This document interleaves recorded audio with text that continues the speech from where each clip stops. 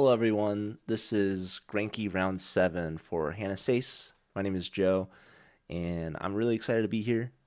I see the game has started, but I don't see the board yet, so we might have to just do a manual board, which is always very fun. So, give me a second while I set this up. But how's it going, everyone? Good to see you all. I tried setting up a shared chat, but maybe it was too late. So, uh, what's up? Yeah, also I didn't change the stream title for Hannah because I don't have that ability, I guess, but that's okay. Um Anywho, it's all good. We all know what's going on. All right. So yeah, I'll keep an eye out for the DGT board, but in the meantime, let me set one up for you guys. The old-fashioned way. A good old analysis board.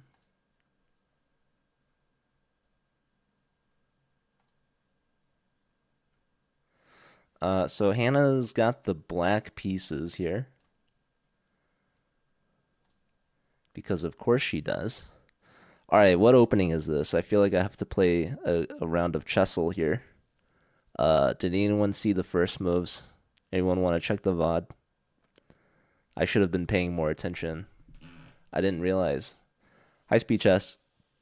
High physic. High E-Red. Happy Easter. What's up, Screws? Thank you. What's up, Jerome? Hello, Dome. Luca. White Knight. I've missed a lot of other people. Troll. What is Easter? It's a religious holiday. Um, Hi, Uncle Jesse. Wow. Everybody's here. Okay, so white looks like they've played some sort of D4, and Hannah has some C5, but I doubt it was a Benoni. So probably E6 first. Have they traded any pawns? I don't think so. Um, so let's see. It's Hannah's move.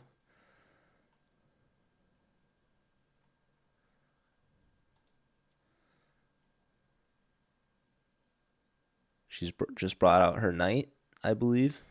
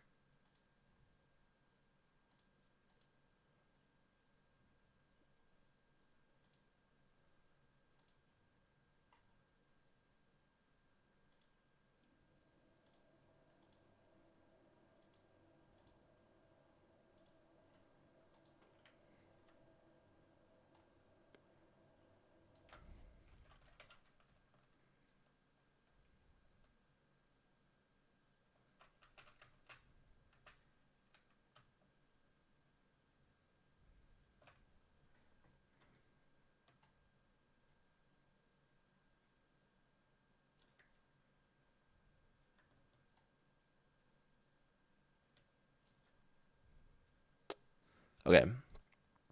If I had to guess the opening, and you guys can tell me if I'm wrong, it's something like this. It's something like this, guys. Trust me. Trust me. Hold on. Uh, what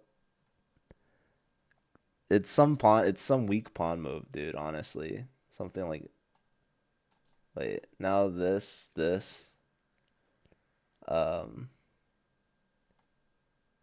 she brought the second knight out, but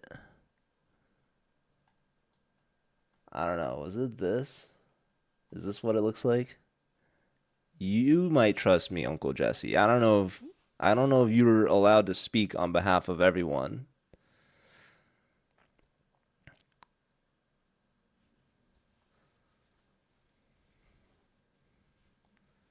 Hannah's Swiss Gambit so far, a 9 out of 10. That seems pretty good. I think Hannah's doing quite well in the tournament. She posted a recap on her Instagram story. So shout out to her Instagram if anyone would like to go check it out and see how she's doing. Um, Last she said she was 4.5 out of 5, and I think she won round 6 actually. So is she 5.5 out? Is she playing like Sindarov? Is that Alex? Shout out to Asmoata walking in the background there. Wow, she must be feeling pretty confident in her game. She's checking out the other streamers. I'm missing a knight move from Hannah, which means I'm probably missing a move from White as well. Um, Great point. I need to zoom in enhance. I really don't like it says commentary by me, but I'm not even in this scene. I guess you guys can still hear me.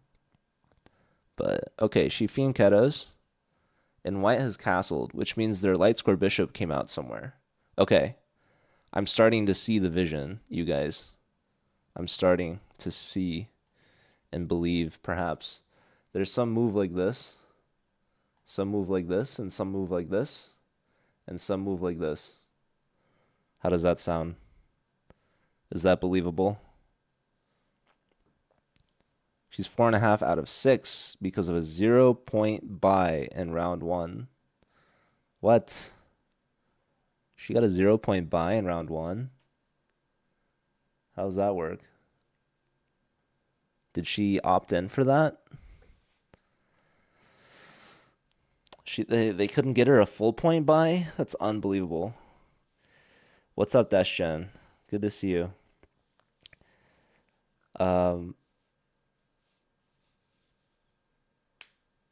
She requested his. They should have given her a full point. At least a half point or something. Come on, 0 points in this economy. We're struggling out here. I guess we can't all be like Sindarov and be 5.5 out of 6. But if she isn't counting round 1, then like her Instagram story suggests, 4.5 out of 5, she could win today and become 5.5 out of 6. She's gonna get there. She's playing inspired chess.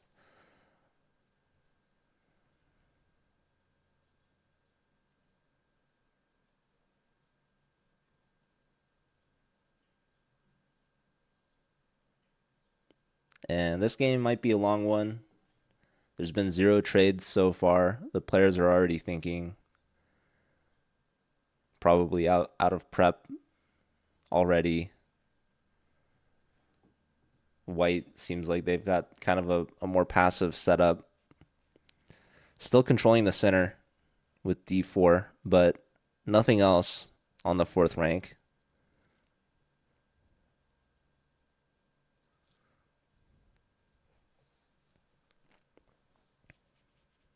I'm going to double check the DGT boards because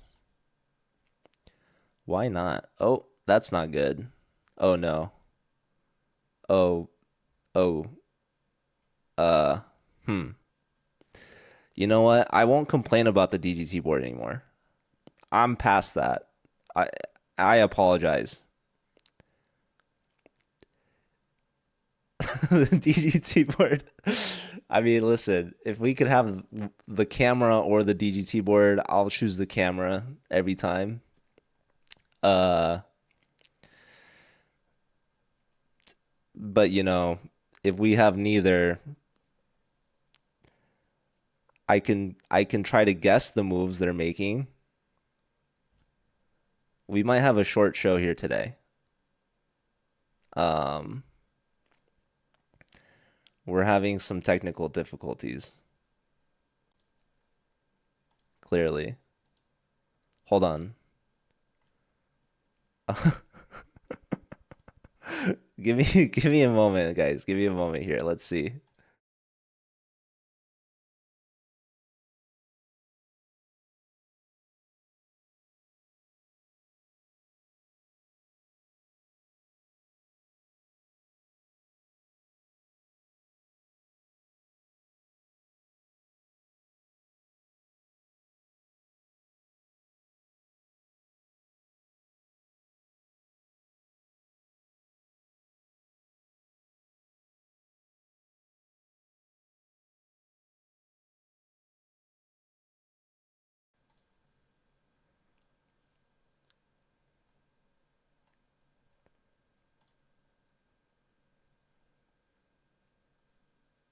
Okay, I have some good news.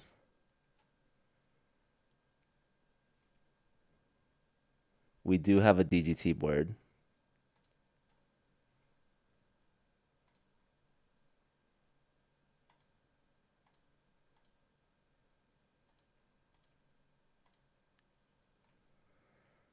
The bad news is the camera is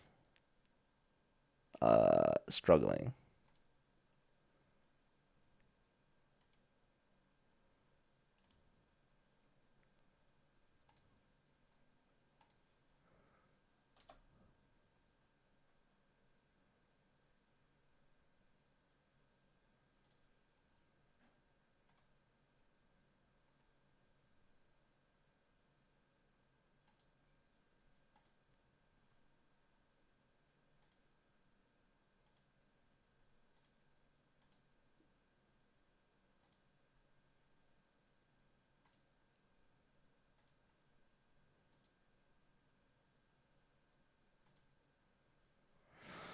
Well, um, I guess I can give you guys the DGT board scene.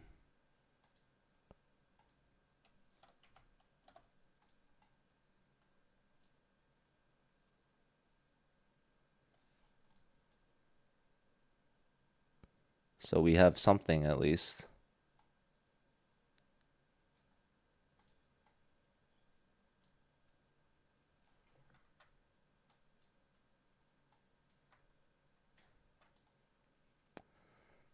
So there's that.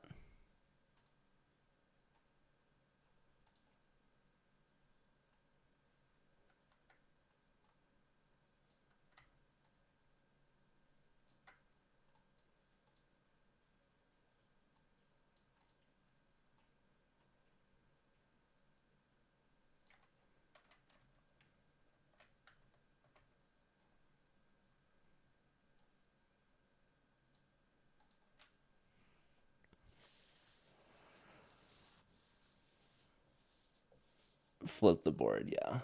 So true. All right, so Hannah, let's see. How far off was I? Not that far off. I mean, we had the moves right. It was just the wrong order. It was the knight first, then the pawn. Um, well, yeah, we'll keep an eye out on the camera and see if we can get that back. But unfortunately, I think it's just gonna be DGT only today. At least we have something, and we have each other. That's probably even more important.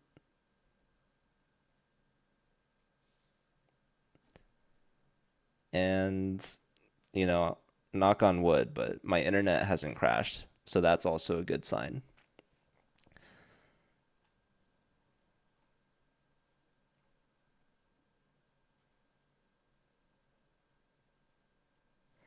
Well, Hannah's last move, she's developing her dark square bishop, and she's prepared to castle kingside, which is a really good setup. She hasn't committed the D pawn yet. When white has this sort of pyramid setup with the pawn structure, there's no guarantee that your D pawn will ever get traded off of D5 because these pawns haven't pushed up yet.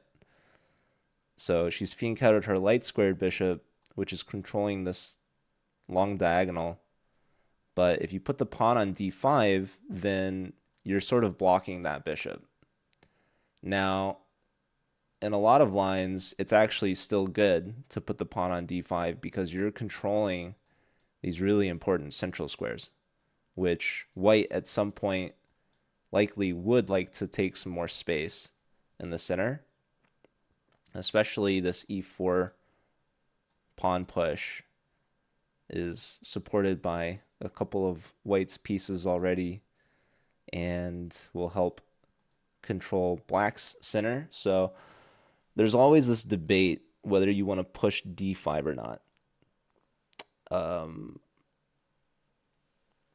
I personally tend to do that, but I really do like Hannah's setup. I think she's really optimally placed her minor pieces, both knights in the center, the bishop on the fianchetto, bishop on E7, not blocking the D pawn, and you sort of see this whenever there's these D4 openings and you have to have this E6 pawn here, and it's kind of blocking this bishop's diagonal.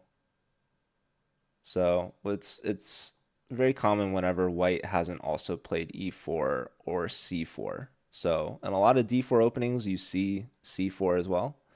And in that sort of pawn structure, it's a lot more common to push D5 because you could see this potential trade, either black taking on C4 or white taking on D5.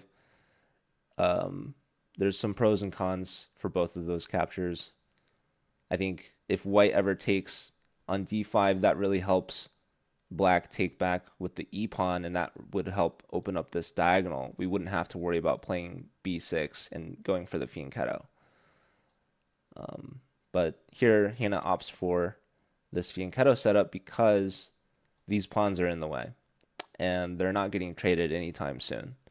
So Hannah's making a good situation for herself here, and her opponent is thinking, again, with the white pieces, which is good because Hannah's up on time already out of the opening. And interestingly, the computer's top recommendation is already to play E4, and then she should go for that D5 pawn break. And interestingly there, white could opt to close the position. Computer was also liking rook E1. We do have a move, but it's A3, and this is actually really passive. There is a reason for this move. It helps guard B4. And before you say, well, Joe, the C3 pawn's already controlling B4, well, there's a world where we can trade on D4, and the opponent wants to take with the C pawn so that they maintain two pawns in the center. Well, what's so bad about taking with the C pawn, you might ask? Well, if the opponent hadn't played A3, you also have to consider where this queen wants to go. A lot of times it's going to C2, creating a battery, pointing at the king side.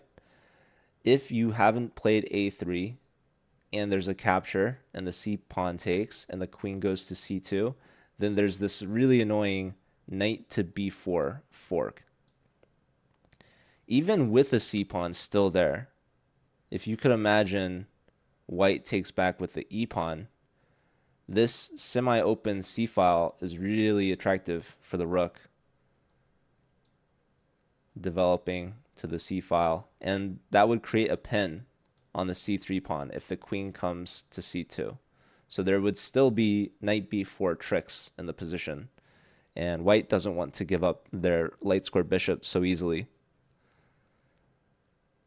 And with this last move, the computer is saying now is a great time to play d5, actually, which clamps down on the e4 pawn push, which white should have done on the previous move, according to the top engine lines. Here, I could very well see Hannah just simply castling. I could see her playing d5. I could see her playing rook to c8. I think all very reasonable moves. The computer is actually calling for queen c8 if you're not playing d5. And queen c8 is a little bit more of an awkward move because I really like the rook on c8. But as we were talking about white not wanting to give up the light square bishop, there's this really nice idea with queen c8, just trying to play bishop to a6. And what this does is it pins the bishop to the rook and really is looking for that trade. And the only way white can not trade is if they push something like c4.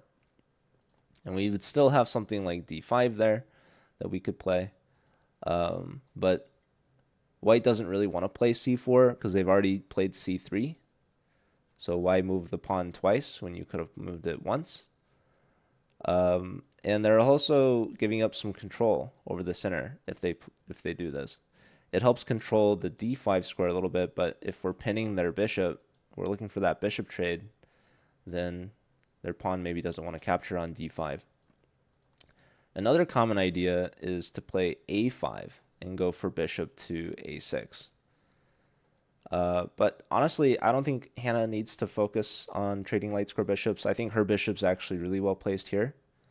But sometimes you do want to trade because if the top move is d5, it might be hard for our bishop to really control that diagonal with the pawn in the way. Hello, Pillballer. How's it going?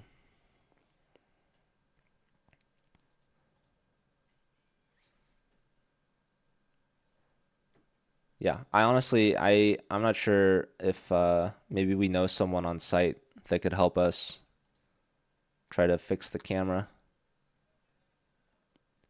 That'd be pretty cool if anyone knows anyone.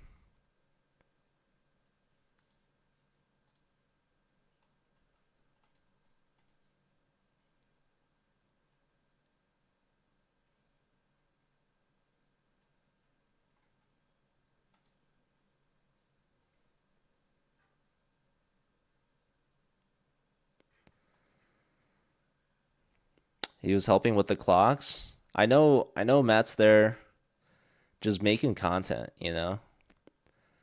The man with the cam, as they call him. I don't know if anyone's called him that, but I just called him that.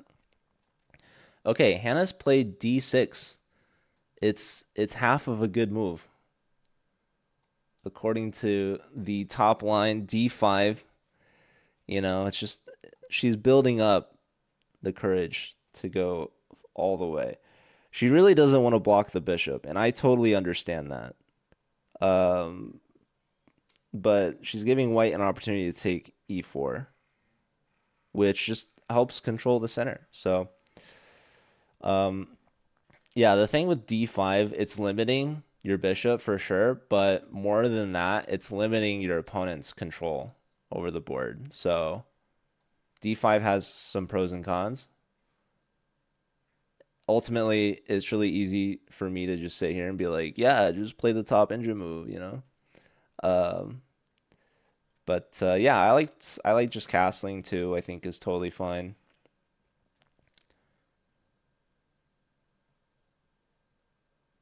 And yeah, I'm not sure what else d6 is doing. It's helping support both e5 and c5. Maybe this knight could hop in and be annoying because then the second knight could come in. This knight is causing some problems for white for sure because it's blocking this bishop. This bishop has no legal moves. It's completely surrounded by its own pieces. So Hannah, she's got both bishops out, both knights out.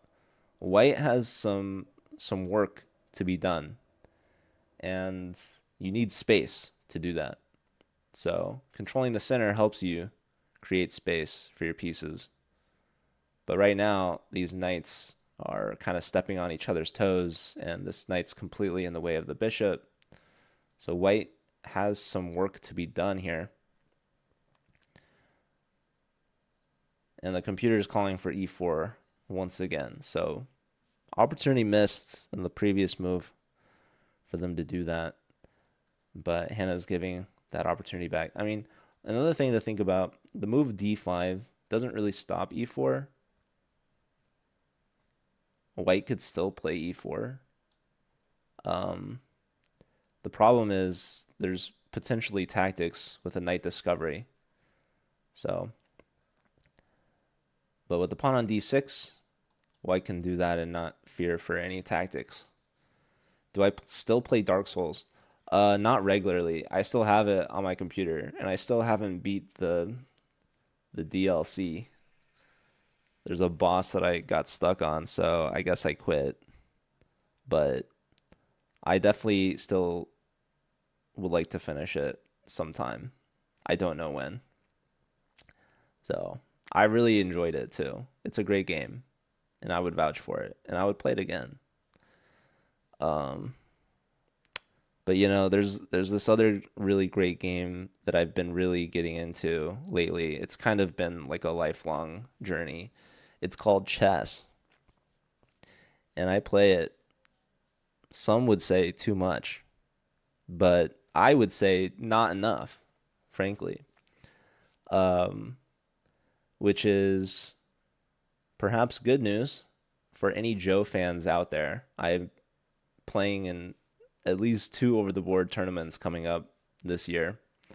All right, white has found e4. They found it.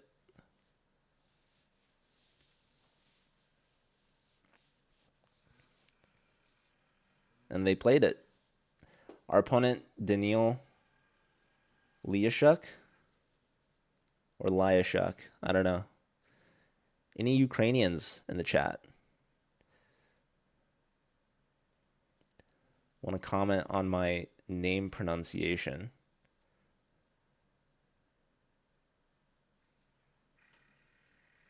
Frank Lee? Is that a relative? To be honest, I don't think so. I don't know. But I'm sure there are other Frank Lees out there.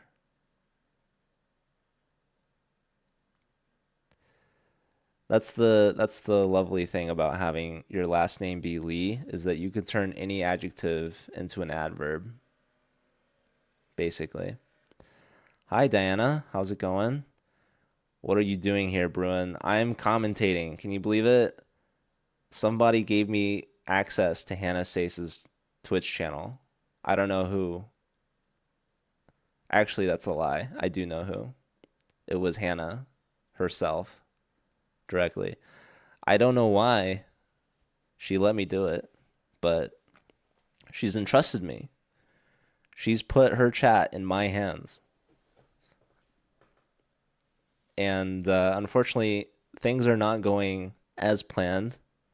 We've lost the camera feed. And I don't have shared chat going. New Voxel gave me access? I didn't know you were in charge.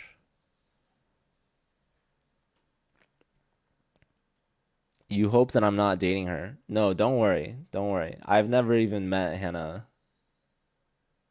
Wait, is that true? I think that's true. Sometimes I don't know. I've been to a handful of like Twitch cons and stuff like that. But yeah, don't worry, don't worry. I'm not here to compete with you guys. You guys still have a chance.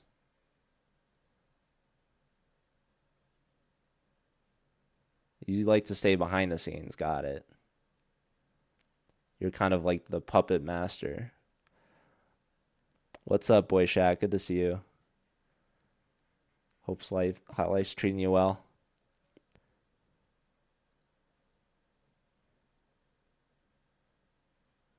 Name one commentary stream that had 0 technical difficulties. you know, the good streams are the ones where you don't even realize that there were any technical difficulties. In fact, if I hadn't said that the camera didn't work, I'm sure some of you wouldn't have even noticed. What's up, Not Franchise? Good to see you. Hope you're doing well. We're watching Hannah Sayce's round 7 with a live DGT board, which is an upgrade from what we had just moments ago.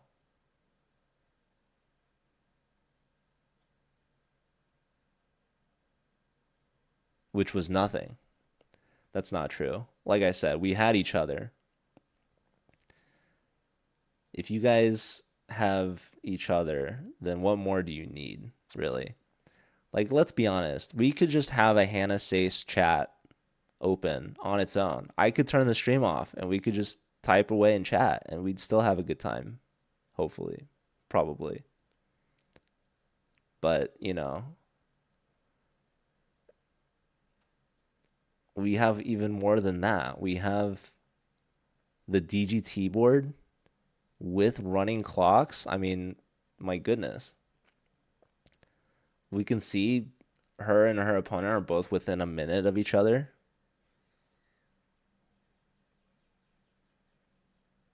Sure, we don't see the board. The actual live camera feed. We don't even know if she's at the board or not. She could have left. We don't even really know if the playing hall is there anymore. You know, if you don't see it, is it really there? They say seeing is believing. Anonymous gifter, huge gifted sub.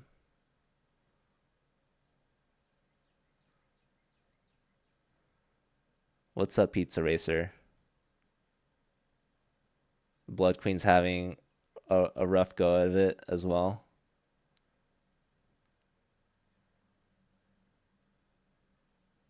Does Hannah steal pins from the playing hall? Is it really stealing, though? If there were pins there, presumably for the players. I'm your man, Diana. You were just asking me if I was dating Hannah.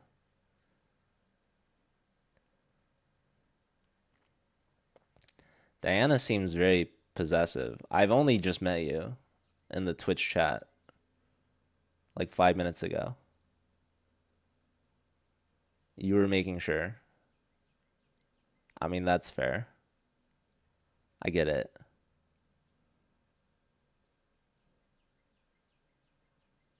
Hello, Stefano. Anonymous gifter, back to back. You know, a lot of people say that sequels aren't as good as the original, but Anonymous gifter has gifted out back to back bangers. And if there's a trilogy, I'm looking forward to it. I'm on the edge of my seat here. Oh, thank you, Diana. I appreciate that. I just rolled out of bed today. So it is currently 9:41 in the morning on a weekend. I don't think I've ever been up this early. But, you know, there's chess to be had. I wouldn't miss this for the world.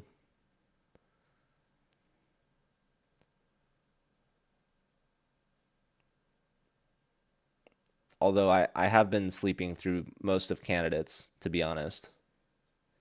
But if candidates had Hannah Sayce playing in it, you better believe I'd be watching that. I'm surprised they didn't call her up when they had a player drop out. Who would they bring in? Like Anna Muzichuk? They probably like misspelled. They probably forgot the H. They're like, yeah, bring in Hannah. And then they had like a typo. And then they're like, wrong person. It's probably what happened. I can't confirm it, but that's the only logical explanation. Where am I? I'm in Central time zone here in the United States. More specifically, St. Louis, Missouri, also known as the chess capital.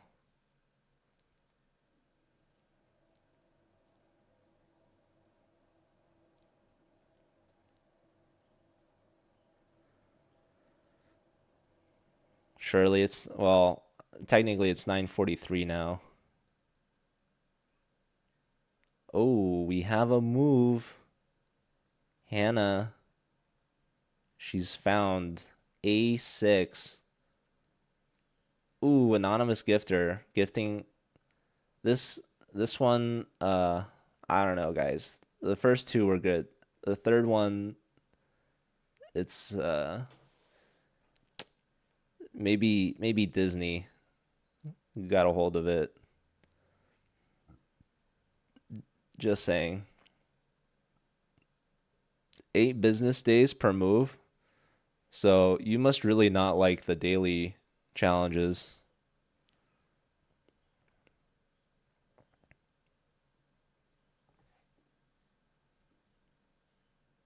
I hate daily games.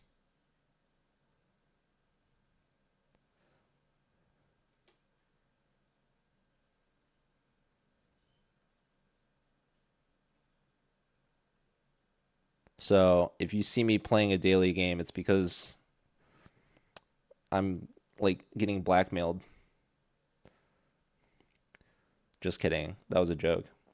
No. If I'm playing a daily game, it's because I know the person and we're friends, which is a good thing. Can you imagine? I have friends. I don't know. You guys don't have to believe me, but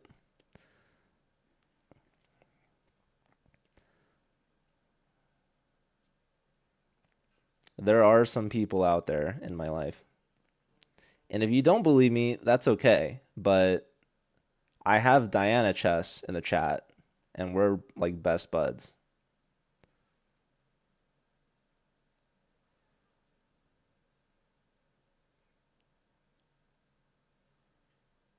Opponent has played Rook E1.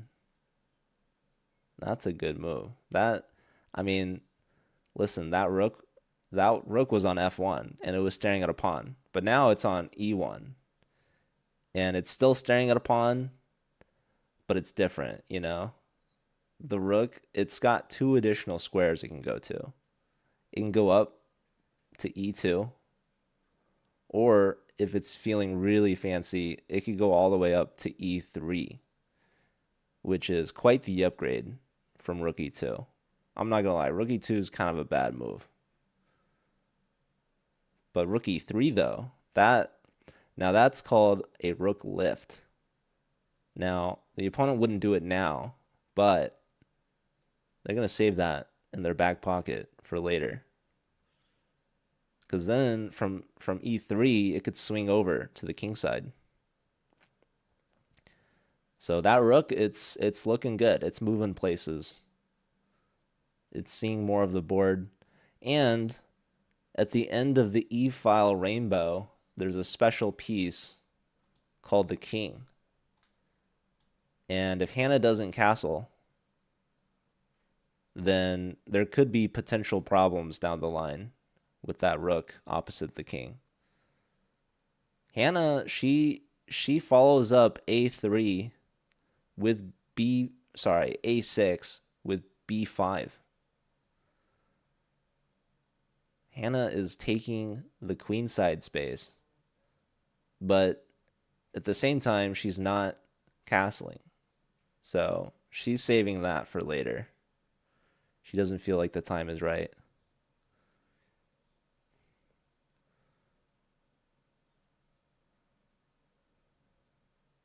Do you think true friendship is possible between a streamer and a chatter? For sure, of course. What do you mean, Screws? Aren't we friends? You don't think we have true friendship? You don't care about nobody, Pawns Crusher? And that's your right. I'm not gonna sit here and fight for you to care about anyone. But if I could give you a recommendation, if I may, I would say that if there's at least one person to care about, it should be yourself because I care about you.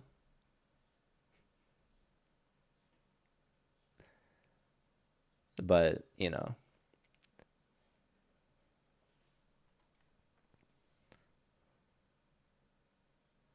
you guys should maybe Google parasocial relationships. Well, what about a streamer and a lurker? Honestly, that's you guys might not believe it, but that's some of the best relationships you could have, entirely just one direction.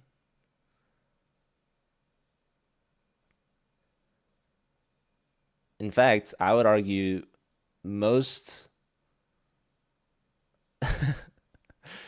most viewers are lurkers, right? I mean, how many viewers do we have right now? And how many are actually chatting? What percentage of that is just pure lurk?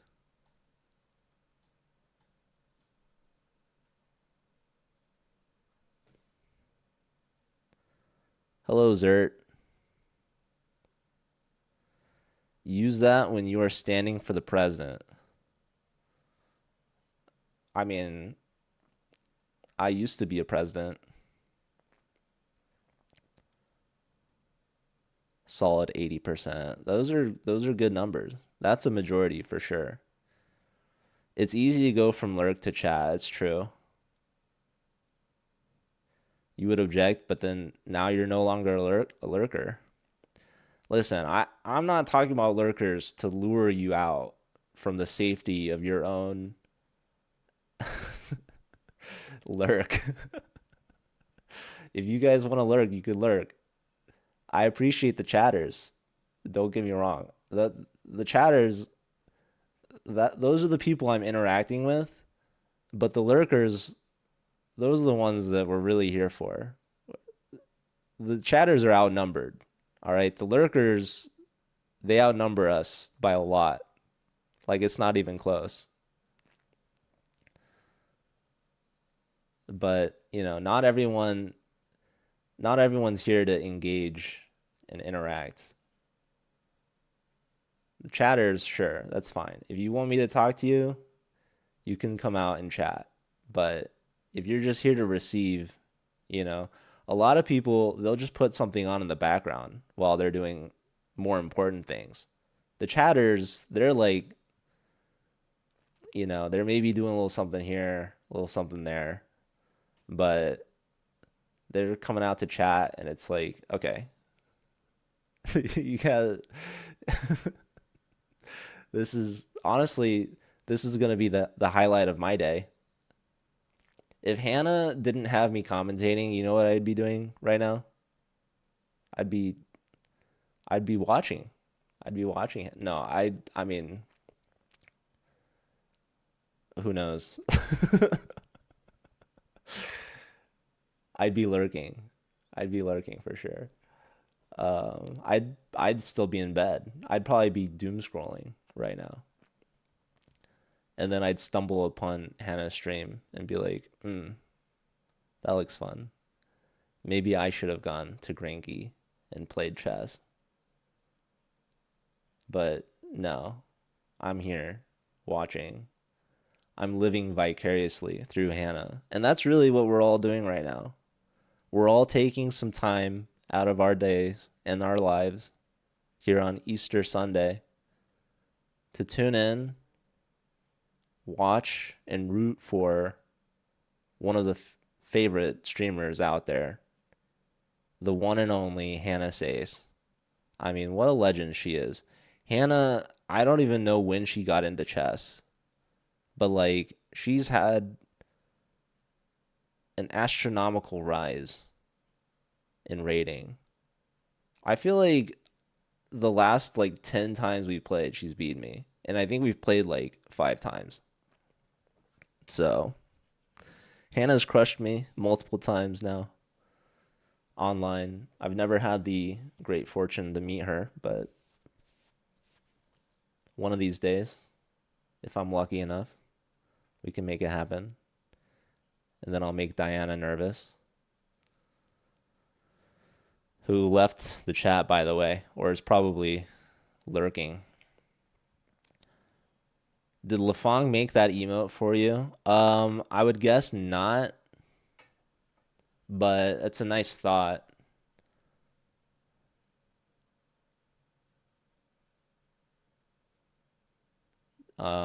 Honestly, I have no idea why he made that emote. Hopefully it's for something good.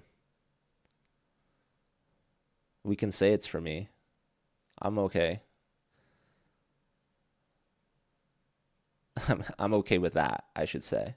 I'm not just saying I'm okay. Okay, here's the real secret option or reason why Rookie 1 is played. It actually creates space for that knight. So now the bishop opens up, the knight can reroute. So White's finding some synergy there for their pieces, and now it's up to Hannah to follow that up. What's Hannah's plan? Hannah, she was up on time for a little bit of time, but now she's down on time for more time. She's about 9 minutes under her opponent. So if it were me, you guys, if I was spending this much time, listen, you want to count how many moves Black has? It's a lot. Black has a lot of moves to make. But you know what move stands out to me more than any other move? A move that I can get behind and say, you know what? I can trust this move. I can trust that this move is going to be good most of the time. And I don't really have to think about it for the most part. And you know what I like to do is to not think. The more I have to think, I mean, that's energy that I have to spend. That's like actually doing something. That takes effort. And I don't know how much of that I have in me. But if I could not think and do something that is probably good, then that'll save me a lot of time and energy. And all of this just to say that move is castling. I think she should castle. Come on, Hannah. She's been delaying it for quite some time. She played D6, she played A6, she played B5. I mean, we were talking about how well placed her minor pieces are. You know, both bishops out, both knights out, one move for each piece. That's maximum efficiency. The last three moves, it's been pawn, pawn, pawn. So, what are we doing here? We're now over 10 minutes below our opponent. Where's Hannah at? We don't even have the camera feed. Is she even at the board? She could be getting water. Do you guys know, does Hannah prefer water or does she drink coffee? What time is it there? It's like 5 p.m. or something. That's a good time for a coffee, right? Coffee drinkers, I don't know if they know any limits. Hello, Aziza. How's it going? The loss got in her head? What loss?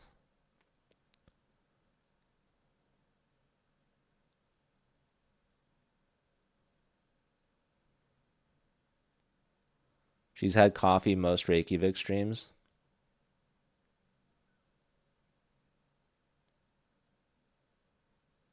Who cares about FIDE rating? Only good for titles. Well, Pawns Crusher, I have some news for you. I think people care about titles. So,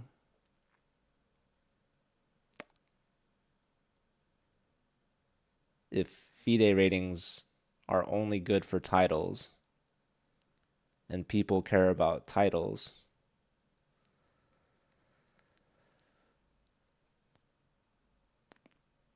then maybe people care about FIDE rating.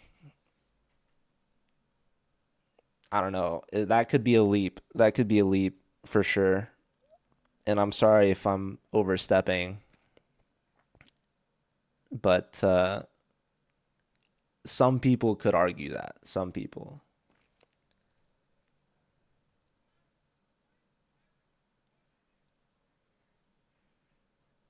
She's got a whole bio command here. She started playing at 10 competitively for 2 years before taking a long break. Back into the game during quarantine in 2021 and have been working towards improving her rating online.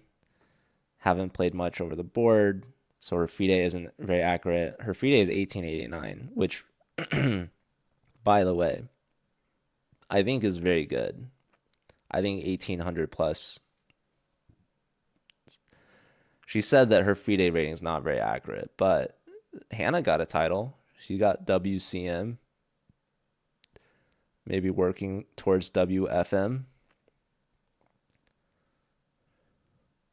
You've seen her drink hard liquor on most streams.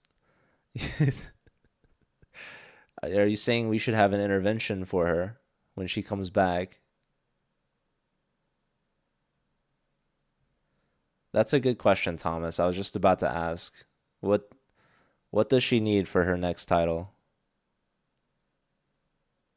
But yeah, I agree. 1889, she's very close to 1900, and if she's 4.5 out of 5 games played, like she should be over that by the end of this tournament, surely.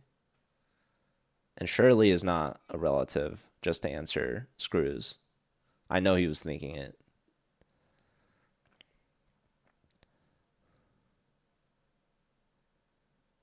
Is this Grenke? Human person? Yes, this is Grenke.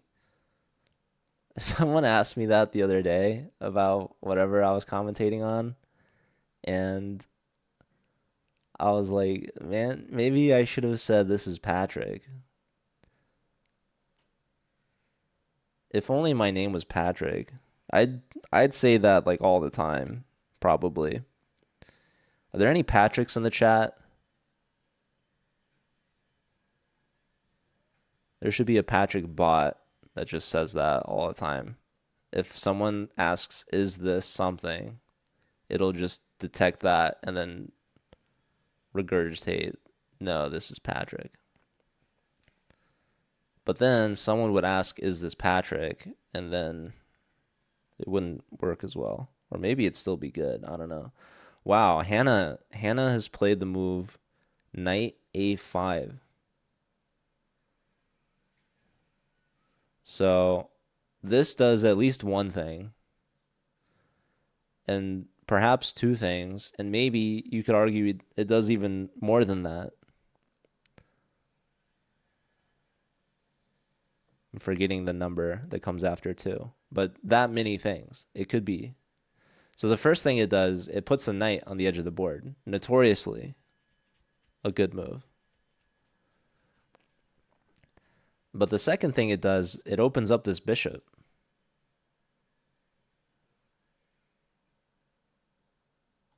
And the third thing it does that you could argue is it's not doing anything else like castling. But you know what's funny? I actually am not sure why Hannah would play this move.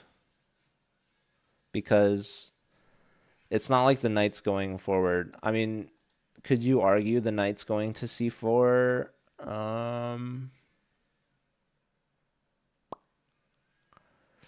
Like, maybe?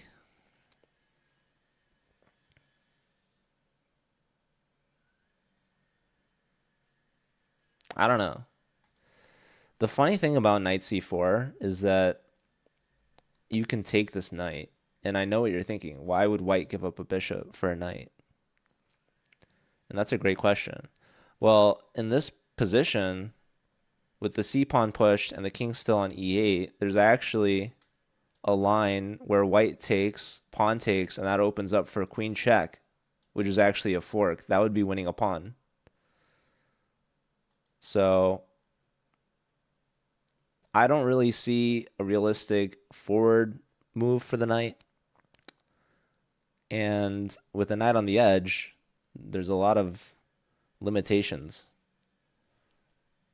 For example, this knight can no longer move to the right. This is the rightmost the board can move, as it's unfortunately bound by the limitations of the chessboard. It only has a limited 64 squares it can work with, but from here, it only has 4.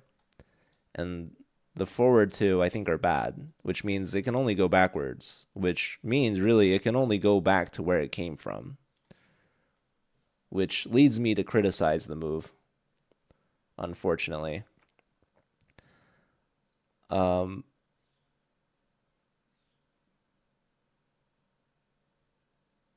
But yeah, and like also the bishop opening up, I guess I don't know. I don't think we would really be worried about a pawn push like d5, if I'm being honest. Um, and yeah, the e pawn is currently defended twice, so I don't think we're working on taking it.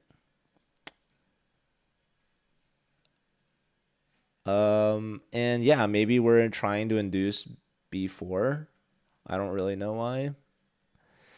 Probably that's not the reason though that Hannah's thinking about it, but opponent is thinking now. So, but yeah, I think Hannah at some point really should castle, and then you can think about these other moves.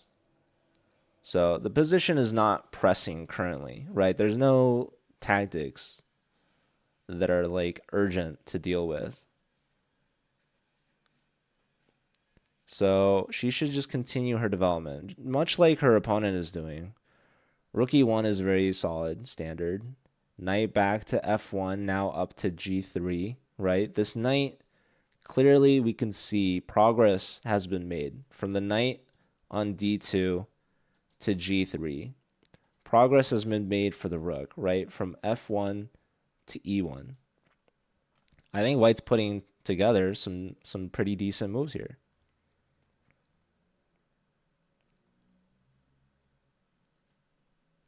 And for Hannah, castling is a serious improvement, right? We're already talking about potential tactics because of an uncastled king. Our king on e8 is vulnerable along this diagonal, which is limiting the option for our knight. We can't even go to c4 without losing a pawn. So we should castle.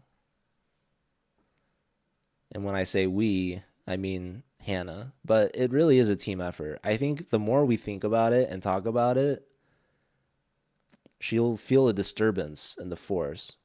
Is that cheating? Maybe, but probably not. House line. Yeah, you want to fix our camera for us? The link isn't working for me for whatever reason. And when I say the link, I mean the link that Hannah sent me. It worked for a moment. It was working. And then it decided, hey, it's Easter Sunday and I'm in a union. So I demand time off. And it said, see ya. That's not exactly how it went down, but that's how it felt like. Thank you, Houseline. Shout out to Houseline. Literally, our guardian angel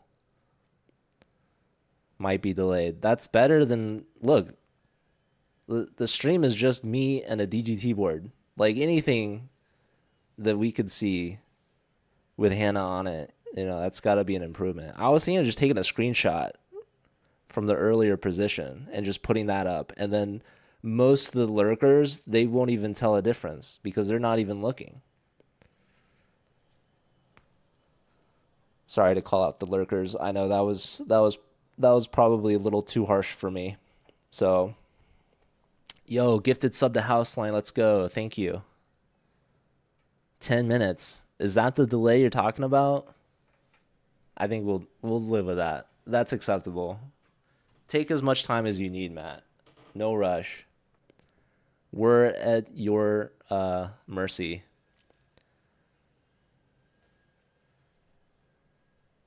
Giga God mode. Is that the new saying? Is that what the kids are saying? I've heard of Giga Chad. This is next level. Dude, but seriously, shout out to Houseline. I mean, talk about a man that has it all.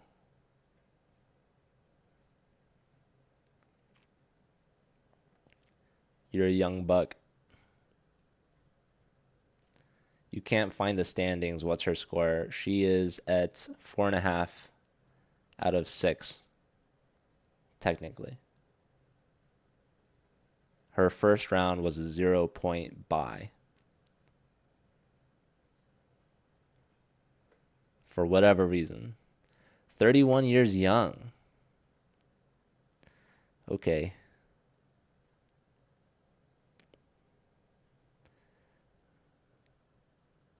You don't have to brag about it. Almost a billion seconds. How long is a billion seconds? Is that 32 years?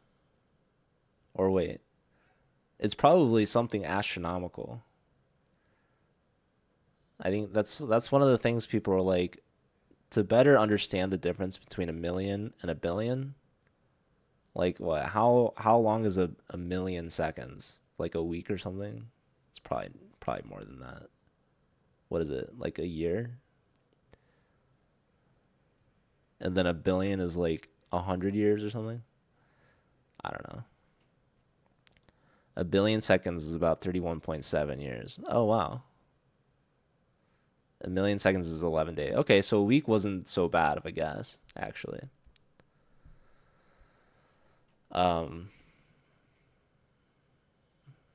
so yeah, you should celebrate your billionth second. It'd be a short celebration, but it'd be pretty cool.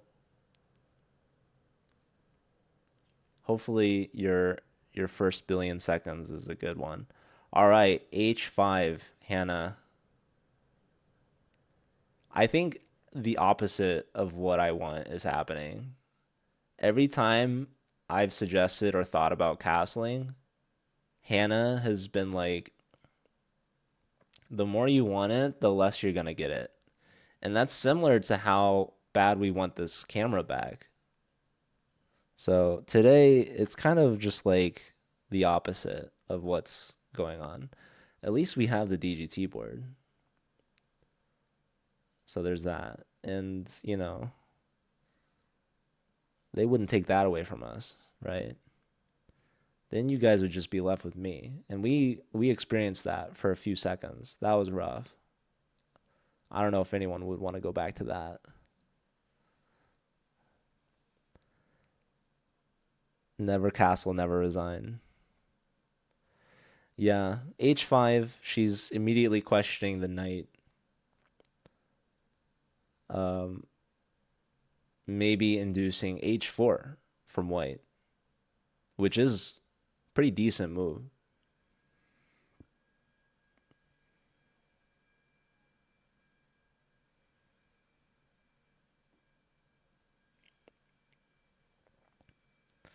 But the best move the computer is saying is bishop to g5. And this is taking advantage. When we push a pawn 2 squares, the thing you have to know about pawns is that they don't go backwards.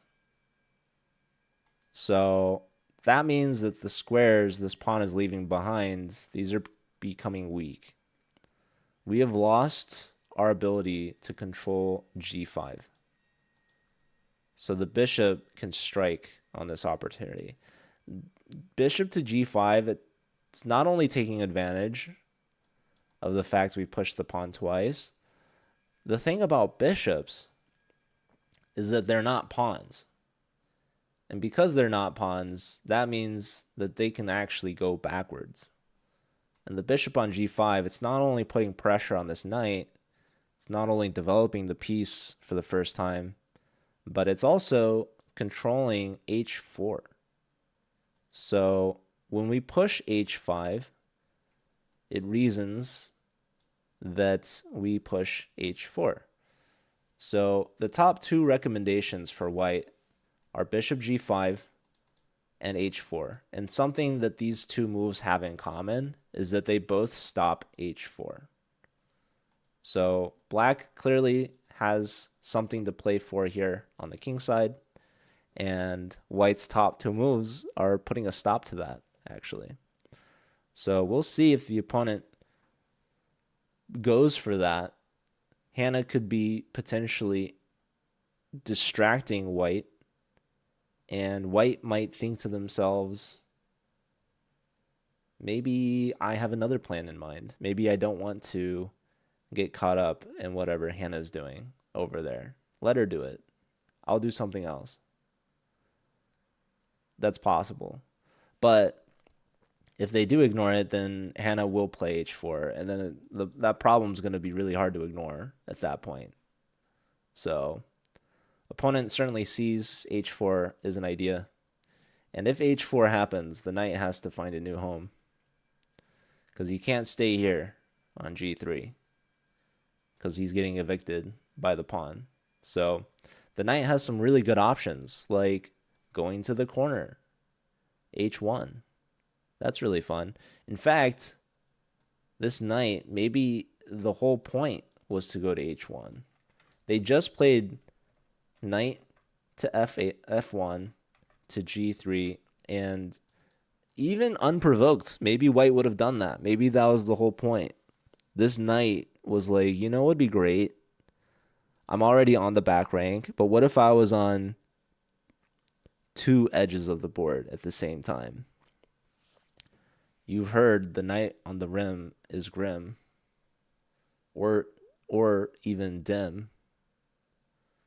But you know what's more grim and dim than the knight on the rim? The knight on two rims. It's twice as dim or grim. So Hannah put her knight on the edge of the board, and now white could one-up her.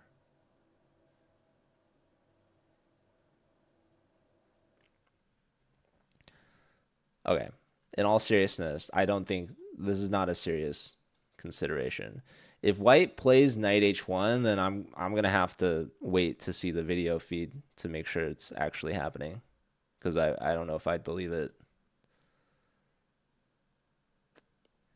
Do I have trust issues with the DGT boards?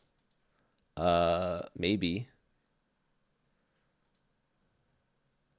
They've been struggling this tournament. I don't know if you guys watched round one, but it was just absolute madness and chaos. I had to commentate for Rachel and Alex simultaneously with no DGT, which for the most part is okay. Actually, it's fine. But when they're in a time scramble, then it's all bets are off. It's just madness. Can I explain the difference of playing in person compared to online? There's a lot of differences. You watched her play the other day where the host was completely confused by what she was doing, but attributed it to being live. Well, I can definitely answer your first question. I'm not sure how much it ties into the second thing, because I'd have to see what the host was saying and what the moves were. But first and foremost, I think the biggest difference as a player is just the visualization. I think there was a really interesting interview with Sam Shanklin, where he was saying that he's actually better blindfolded compared to playing online, which to me is kind of crazy, but it's believable because he can better visualize it in his mind than he can on a 2D screen. That interview might have been with Daniel Tosh, by the way, which is kind of funny. How was CCL last night? CCL was really fun. We watched the first round of playoffs. Mizzou beat Texas Tech, and they'll move on to play against UT Dallas next weekend. Hello, B Prods. How's it going? You were 32 when you learned that pawns don't go backwards. Nice.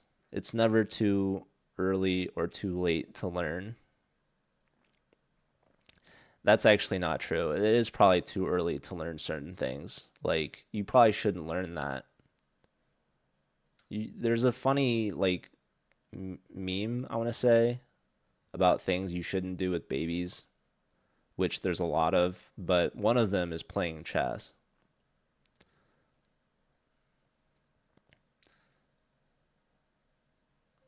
I won't expand further on that. Back to the question at hand. Visualization is the biggest difference, I think, between playing online and playing over the board. There's also like a common, I don't know if I'll call it a meme or a trend, but there's a video of like people playing over the board where they're like, hold on, let me like adjust it real quick. And then they'll put the pieces flat on their side.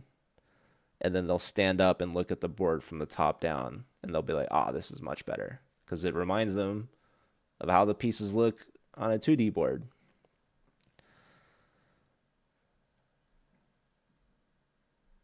It hurts when they beat you. True. Is white possibly thinking bishop g5 here? Yeah, certainly. That is a very good move. It's their last minor piece, and it's taking advantage of Hannah playing h5 and prevents against Hannah from playing h4. So bishop g5, really solid move. We'll see if white plays it. I think h4 is also quite logical. h4, though, creates a similar weakness in white's position on g4, and that would allow for knight g4, which, by the way, reveals a double attack on that h4 pawn. So h4 is kind of a weakening move. It's a lot more committal, that's for sure. So if we're attacking that pawn twice, it's only defended once by the knight. At that point, then white might find bishop g5. But, you know, we could play maybe f6 in that line. Maybe. I don't know. But, no, I think bishop g5 is most reasonable. The funny thing is, we could sacrifice the h-pawn and just let them take it. And our argument would be, yeah, we lost a pawn, but we gained a semi-open file against your king. But this is kind of like, I don't want to say it's like risky chess, but it's certainly like we're taking more risks than if we maybe just castle. Castling and like, yeah, you're committing your king somewhere and you could get attacked on that side, but our opponent has also castled the king side. And, you know, you could just have a normal game from there. Trying to fight for the center or maybe playing on the queen side even.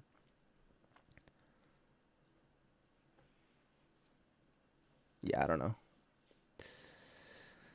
Winning is better than castling, it's true. But I think castling oftentimes goes hand in hand with winning, and that they're certainly not mutually exclusive. Although in this position, one side has castled and the other hasn't. So we'll see. If Hannah wins, then perhaps your statement is even more true. But then if she loses, it's the exact opposite. Do I think she'll castle? Um, I mean, I want to say yes.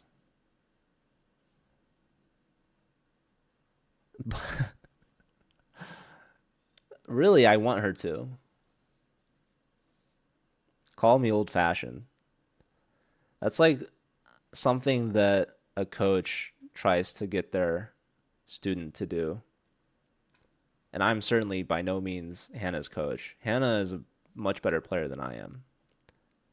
That is very true. As proven by her record against me and her rating. So, really I should be the one taking notes here. She's going to pull some sorcery and win. You thought I was Joel? Oh, I'm sorry to disappoint. Besides the start of our names, I don't know how much we have in common. Of course, we both play chess. To be fair, we all have so much more in common than we have in difference. Joel and I probably have more in common than the average person. Move pawn d5, says Kappa.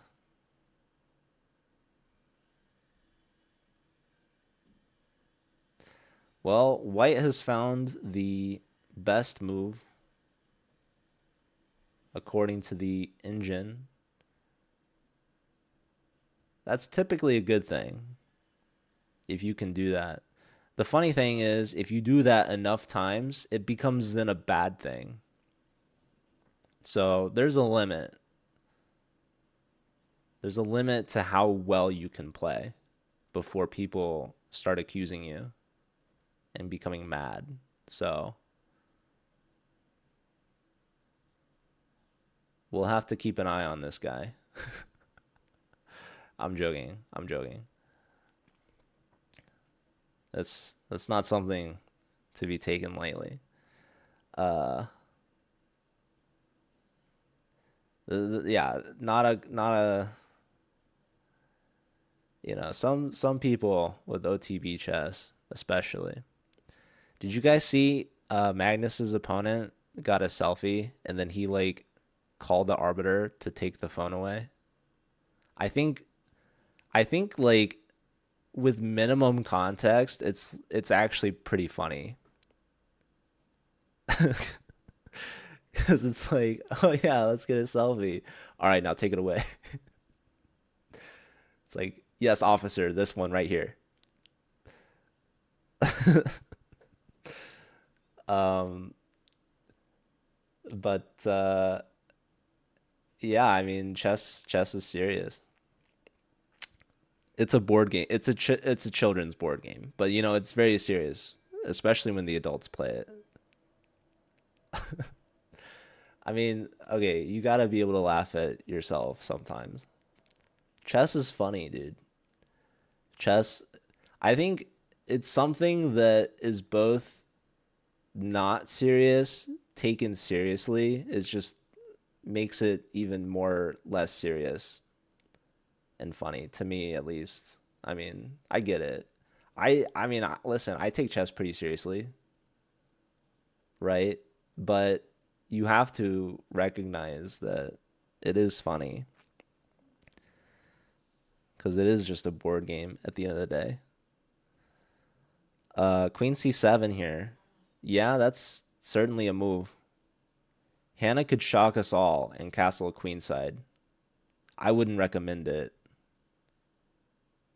Um, Now castling becomes a bad move because opponent could take the knight and then take pawn. Sad. It's Joe Swoll. Isn't that actually a content creator?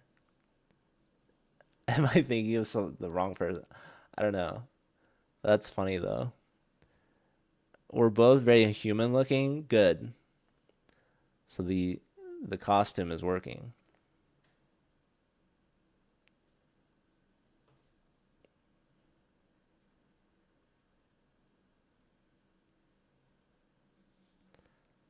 all I saw is Hikaru sitting in a chair for 6, 7 minutes.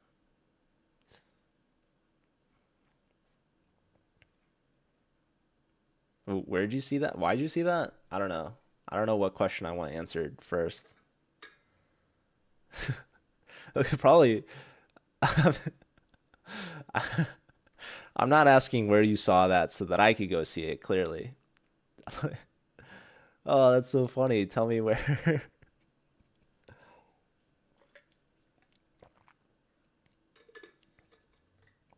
you know, so I can do my own research.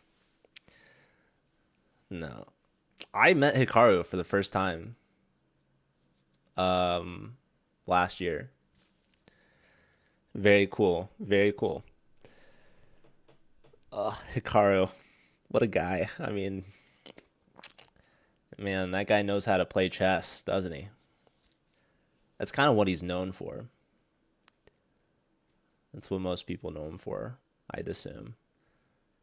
There are people out there though that know him for something else. I don't know what, but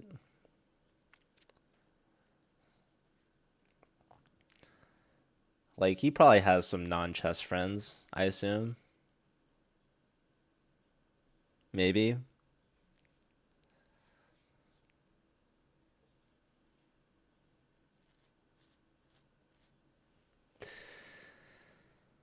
Um yeah, I guess he's not doing so hot in the candidates though. I mean, I saw his Rook and Pawn end game against Wei Yi, and I thought he was gonna win. The eval bar believed in him, or really it believed in the position. I don't think the eval bar takes into account who's playing. I guess the eval bar is pretty objective in that sense. I'm pretty biased, being a human and all, and a fan of Hannah, or as some would say, a Fana.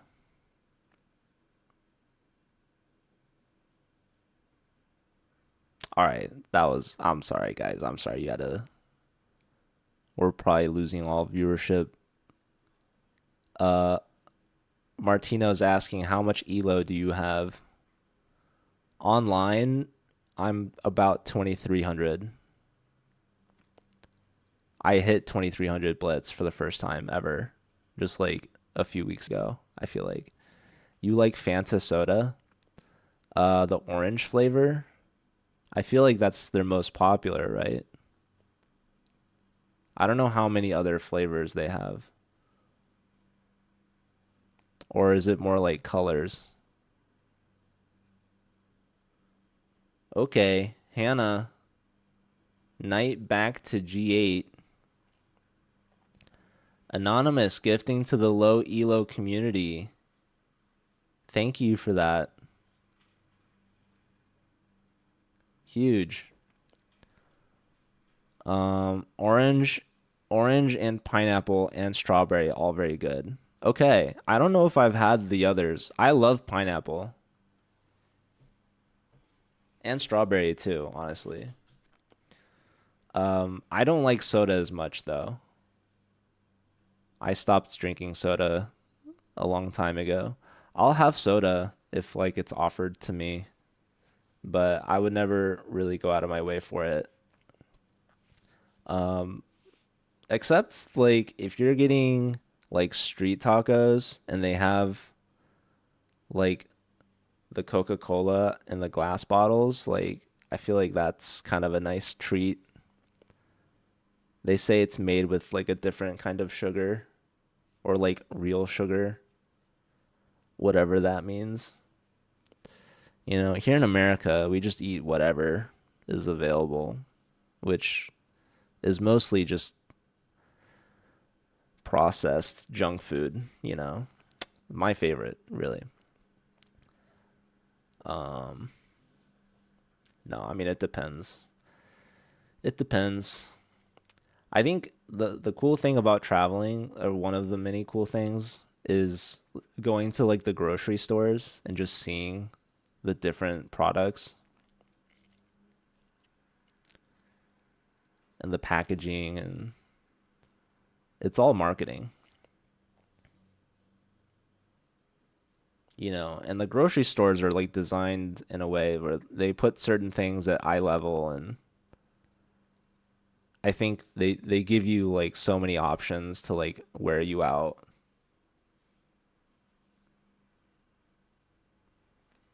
I forgot exactly what it's called,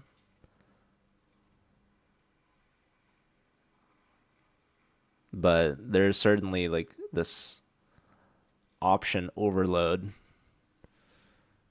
Should have a feed I need to reframe. Dude, Houseline, you're seriously an angel, an actual godsend. I'm over here talking about grocery stores.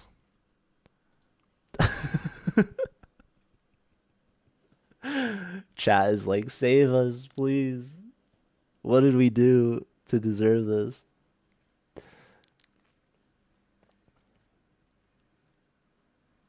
There's a difference between German Fanta and American Fanta.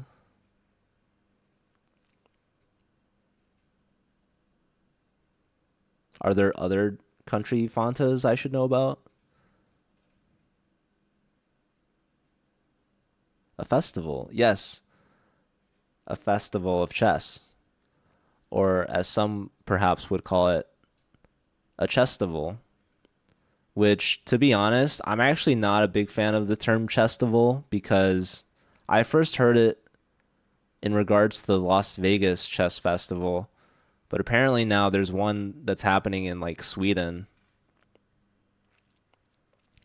So now I'm like, dude, is everything a chestival? Like, I don't know. Are we calling everything a festival? Okay, hold on. Let me try this oh, hold on, folks. Hold on. Wait.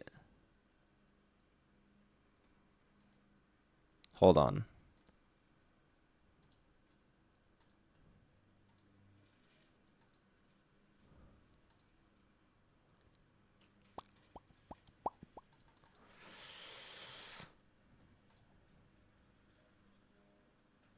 Is this working? Uh.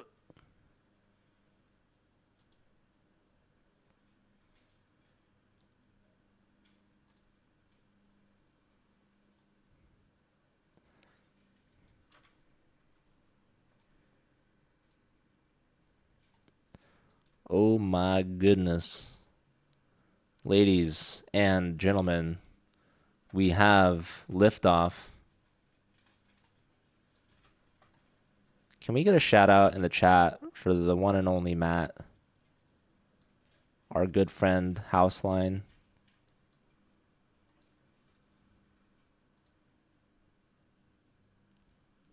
I mean, look at that.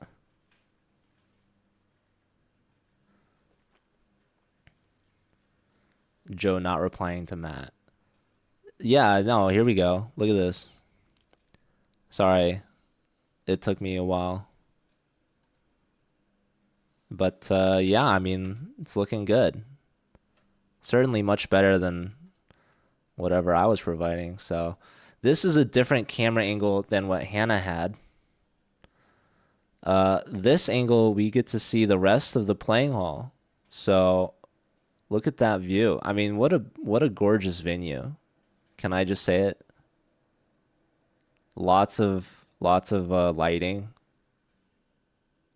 right? I mean, and really lots of chess. I think we see maybe some other streamers in the background. Hannah's kind of at the end here at this table.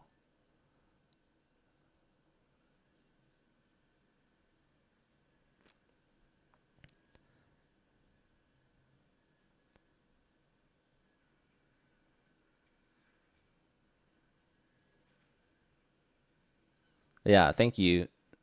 Thank you, Matt. Really appreciate it. So sorry, but that's the best I can do right now. What are you apologizing for, dude? You single-handedly saved us. You're the hero.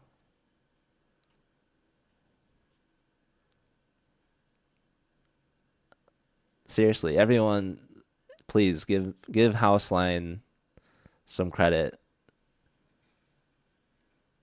A shout out, a follow, a thank you, maybe some hearts in the chat.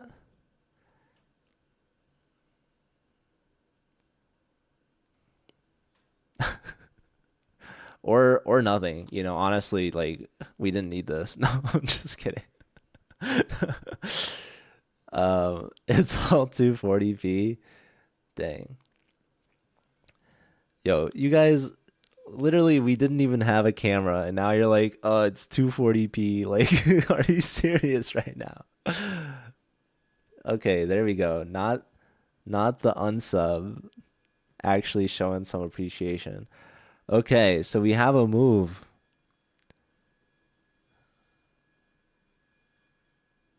So,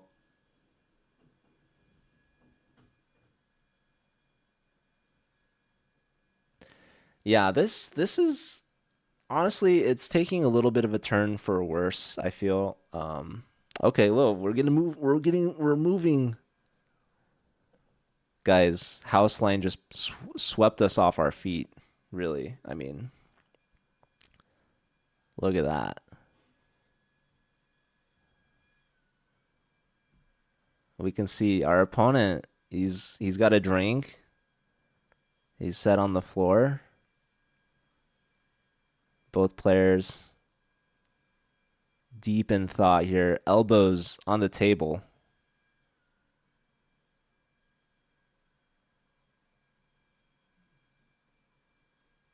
In this angle, we can see Hannah's shoes.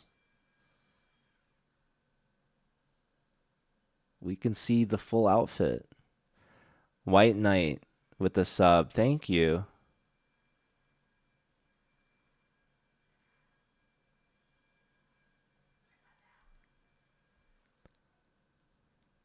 Great production value. I agree. I mean,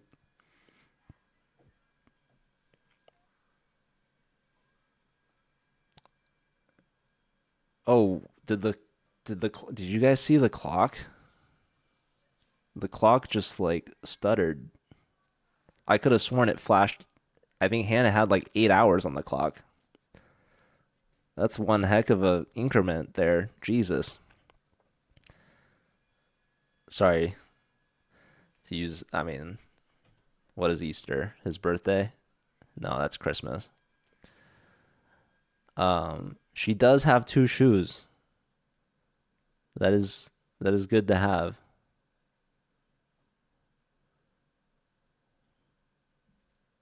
One time I only had one shoe and someone asked me if I lost a shoe and I said no, I found it.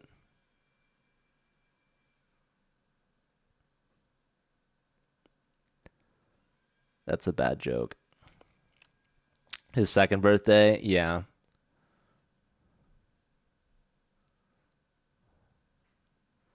Here for the shoe commentary. Yeah, Matt, could you actually like pan the camera down and zoom in a little bit? Can we see? Are those Doc Martens? I don't know. I'm just kidding.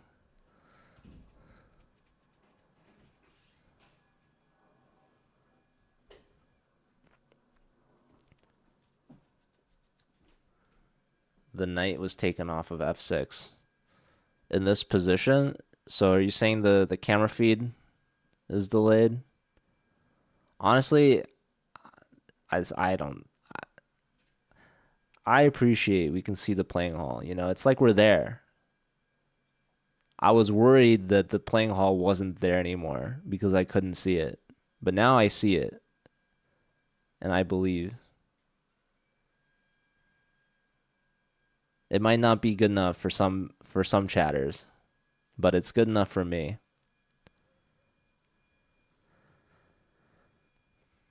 And then there's gonna be some people, some conspiracy theorists that are gonna say it's all fake. They're gonna say this is pre-recorded or CGI or AI even. But I'm a believer. I believe that is really Hannah right there.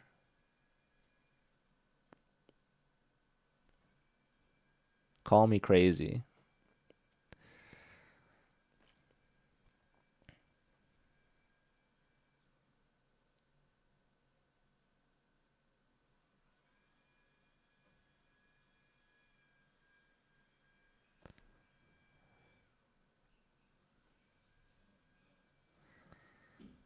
Honestly, it's better production than the Artemis 2 live stream, you know.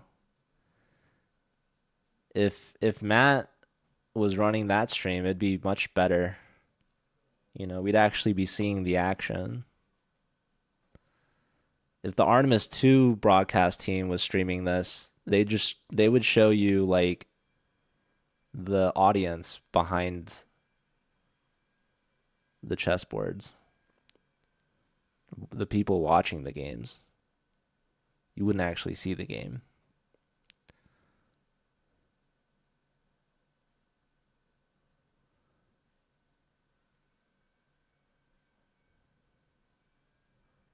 Is that Alex back there? I guess there's two Alexes. I'll just say Alex vaguely, generically, which increases my chances of being right. It just has to be one of them. But, oh yeah, there's Alex. Don't ask me which one.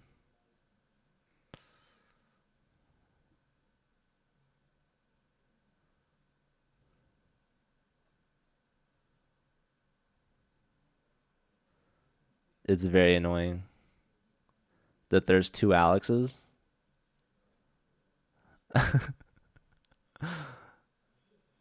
Doesn't that help? You could just say Alex, and then you'll get both of them. It covers all your bases. La Parado, the Bolivian Alex.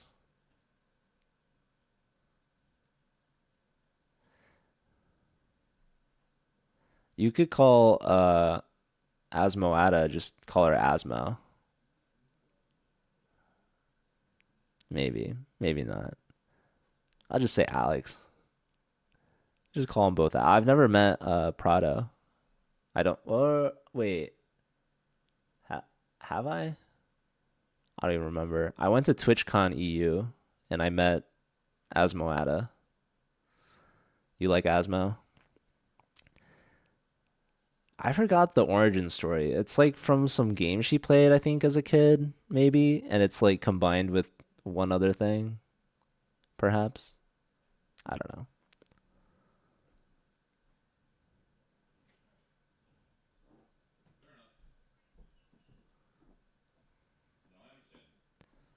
All right, well, so Hannah, she's yeah,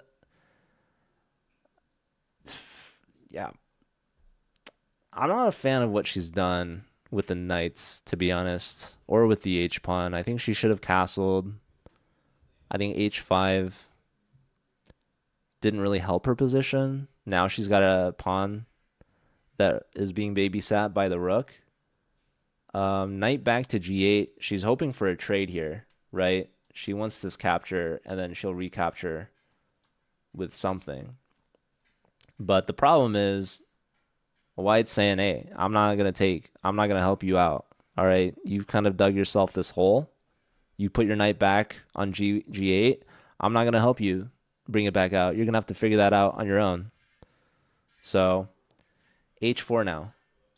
She's combined or he's combined both of the best moves from this position after H5. So here I really think she should have castled. We've been hoping for that move for quite some time. The computer's saying the best move is to just take on D4 and then castle. But you can see here, like white's castled and they have these three pawns. Black has these three pawns as well and could castle, and this is just standard, really common sort of setup, right? King safety, it's really important.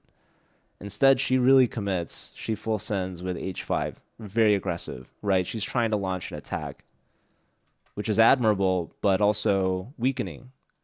So the problem is her opponent now has some good moves here. Knight comes back trying to flush this bishop away, and yet white just holds their ground, h4, and we don't really want to play f6. Bishop will come back. And yeah, I mean, we went from having three pawns and a knight here to pawn on h5, pawn on f6, knight back to g8. So now we can't even castle if we wanted to. This knight can't go to the center anymore. If knight here, there's knight takes, which is kind of annoying. Maybe we could go for knight g4, which, funnily enough, attacks that king. It maybe hangs the g pawn with check, but then the knight kind of gets trapped there. So who knows? Certainly not me. But yeah. Okay, wait. Black's turn, and they play queen c7. Okay. So Hannah, how crazy would it be if she castled queen side? How crazy? It'd be pretty crazy. There's moves b4, a4. Like, maybe there's a world where she tries f6, g5. I mean, I don't know. The queen here no longer supports this diagonal even. So I don't know, guys. I think I have a habit of blaming myself for literally everything that ever goes wrong. But it particularly makes sense now because why else would Hannah's camera turn off?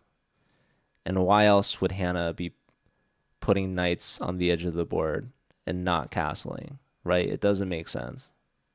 It has to be me. And I know what you're thinking, Joe. That's so selfish of you.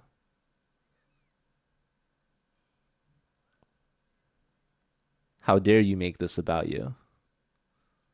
Well, that's what happens when I commentate. There's things go wrong. I watched Rachel and Alex round one. DGT was not working. They both lost.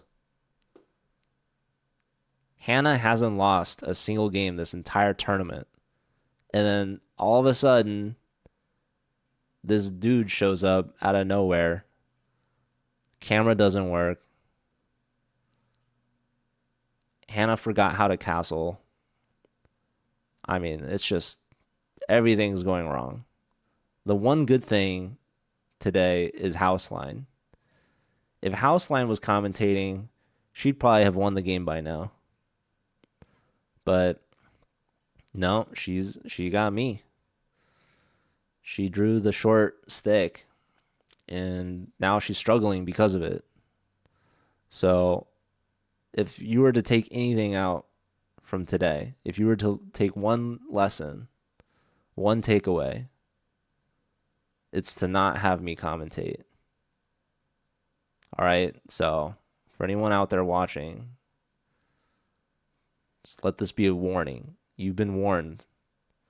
Bad things happen when I'm around. That's at least my takeaway. I don't know how else. Okay, so White's played a move here. Finally, something that I can talk about besides myself. Because that's certainly the last thing we want to hear. D5 from White. The computer gives us a miss. What is the idea? Well, when your opponent hasn't castled, you want to open up the center. You want to play in the center. And this is what white's decided on. They want to chip away at these pawns, and it also blocks this diagonal. Um, what's interesting is this is kind of a gambit because we're attacking this twice, only defended once. Now, tactically, it doesn't work to win a pawn because we'll lose a pawn and be worse off, I'd imagine. Pawn takes, pawn takes. This helps open up the rook, by the way. Our bishop will be penned. It is defended by the knight. But pawn takes, bishop takes. Our bishop is lined up opposite their queen, which leads to a tactical shot like bishop takes b5 with check. Pawn takes, and then there's queen takes pawn. Pressure on the rook. And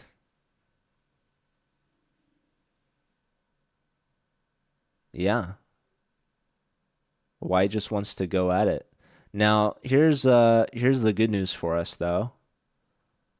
We could play a move like c4 or a move like e5. We could keep the position closed. We don't have to play into this attack.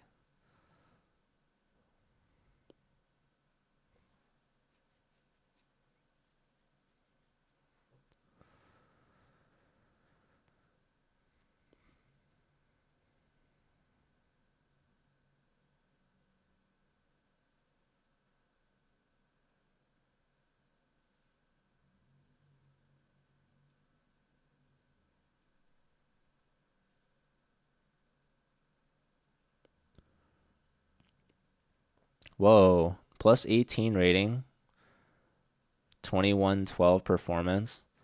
Do you guys know how they calculate the performance rating? Because, I mean, she's 4.5 out of 6. The only loss, it's not even a loss. She had a 0-point buy in the first round. And it's saying she's getting plus 18 rating,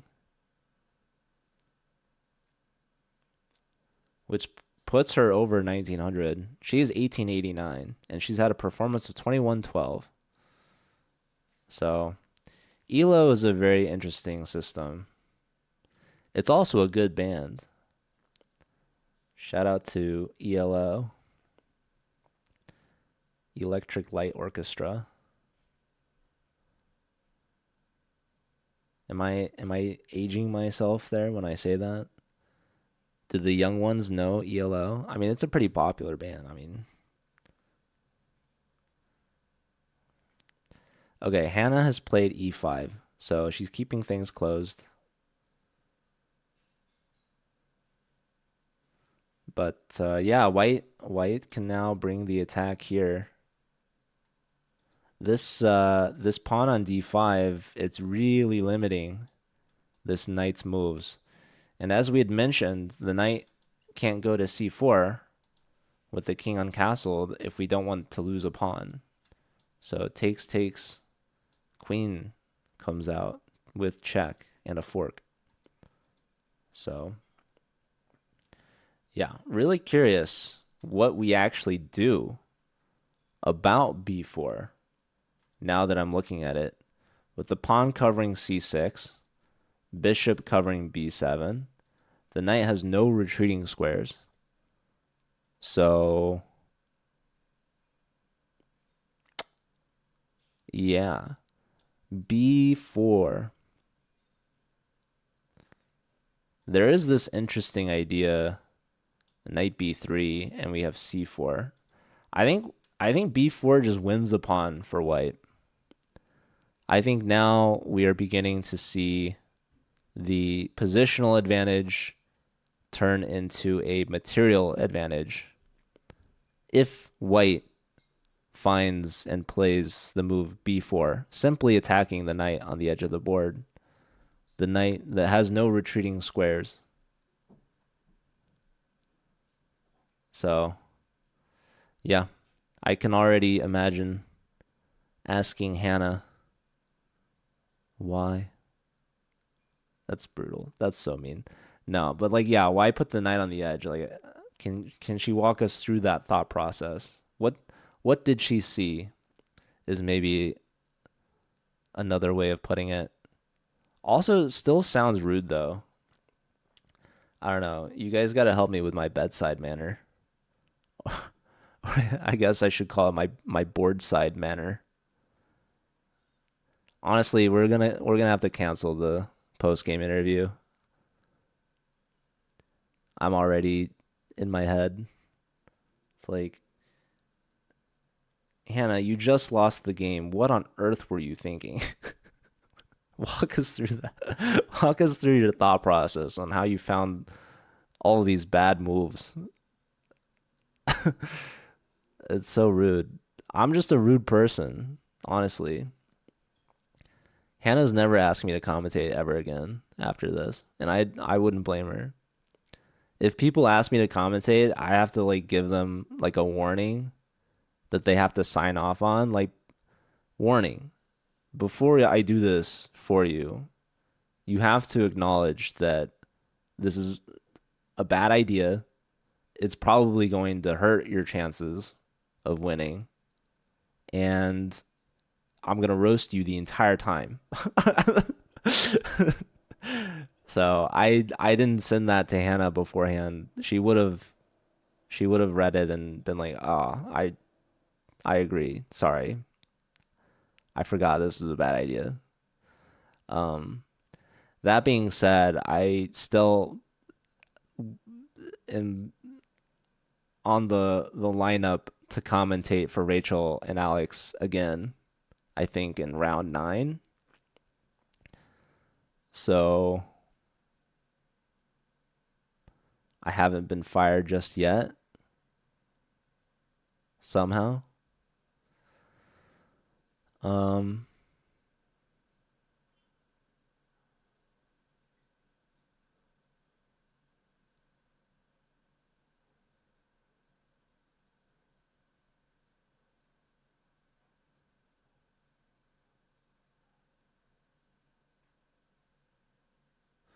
let me walk us through this game.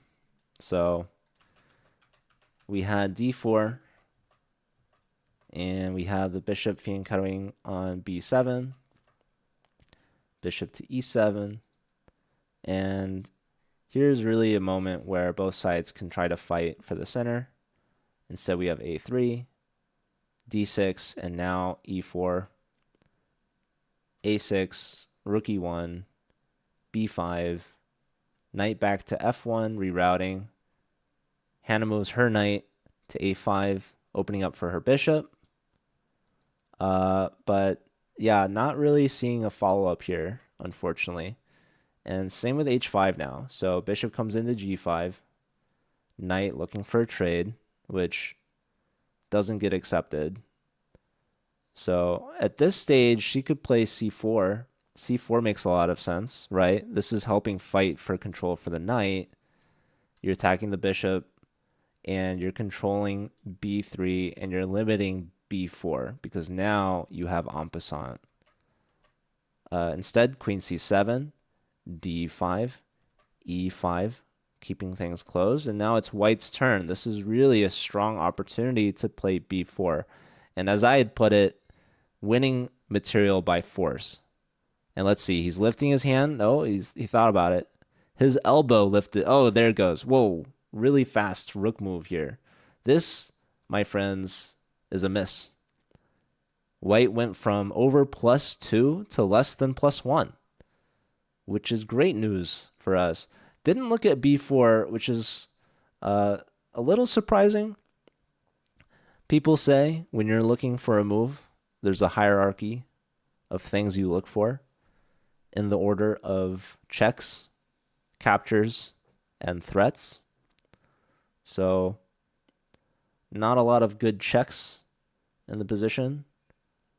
Not really a lot of good captures either. But there is a really strong threat. b4, and very quickly Hannah has played c4. I think Hannah probably was worried about b4 hitting. And you know what, guys? after all of the things we can say about Hannah's play, this game is far from over. And in fact, I think Hannah, with the speed of which she's played some pretty good moves back to back here.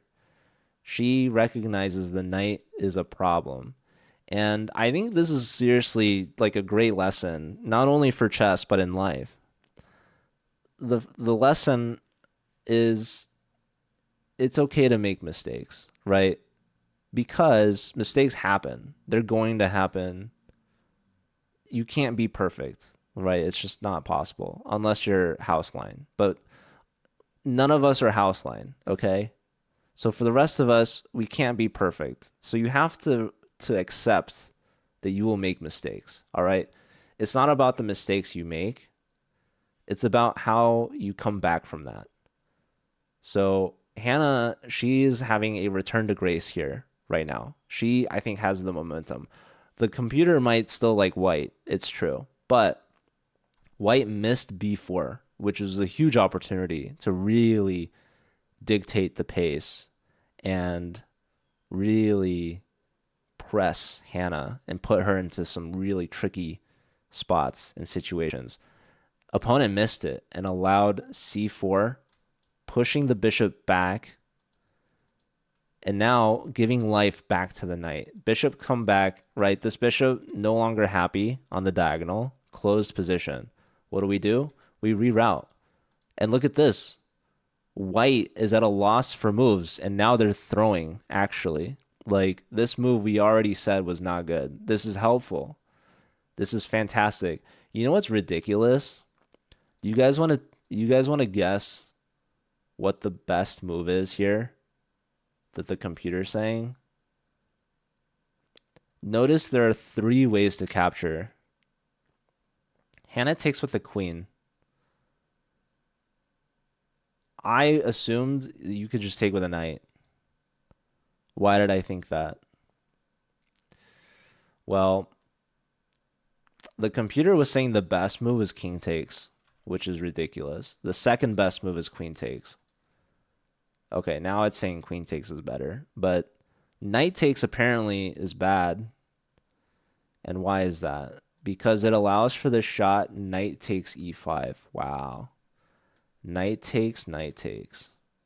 If pawn takes, pawn push. Very interesting. Well, anyways, queen takes is played. This is the practically best decision. And now b7 is free for the knight. And as we pointed out in chat, knight's going to c5.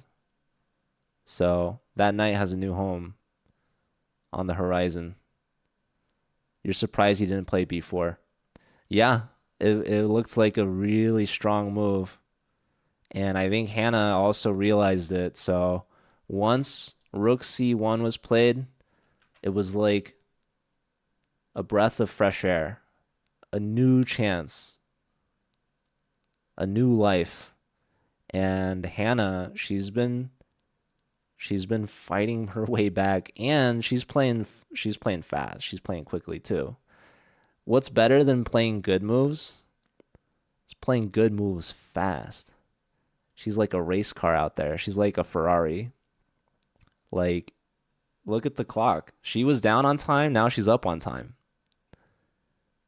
And her opponent nodding his head, right? He's making a move. Like, this guy, he thinks he's cooking. Like, he's like, yeah, oh yeah, I'm feeling great.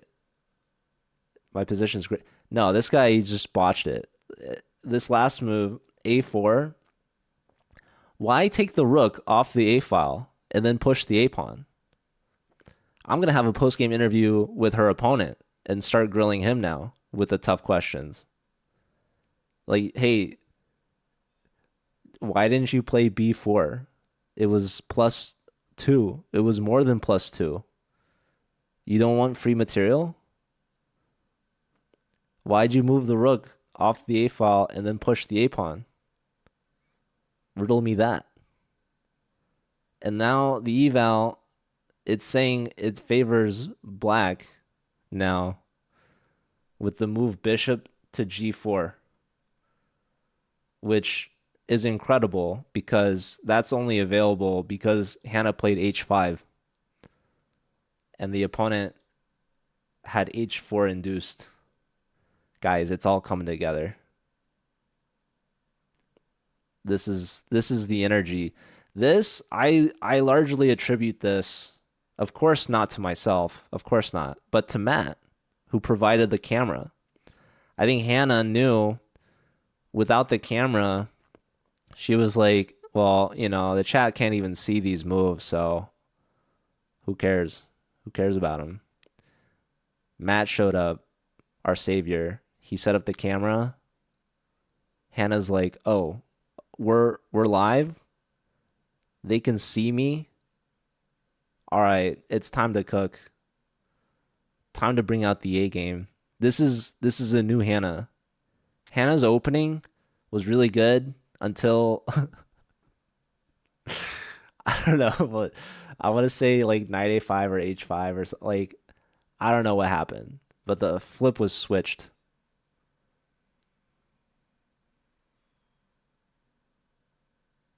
Wait, was a flip switched or was a switch flipped? I don't know actually. It's a switch was flipped, right? What did I say? A flip was, wait, I don't even know what I said. I feel like it could be interchangeable, but I know that's not true. That's like that has to be something has to be wrong. I feel like those words are both nouns and verbs. Um, wow, you guys. Hannah, of course, played the best move. I mean, of course. That bishop has lived multiple lives. It was fianchettoed, but then, circumstances changed, and that bishop it wasn't married to B7, right? It can adapt and overcome, and now look at it. It's found a new home, and it's pinning this knight. We actually have a threat. That is not the move. Our threat, we could take this knight and then take that pawn.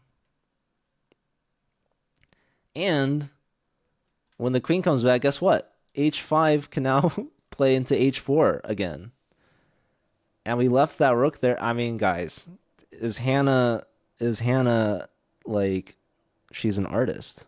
She's a chef.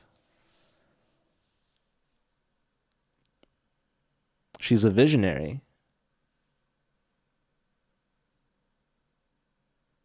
She's a pro. Dude, she's so back.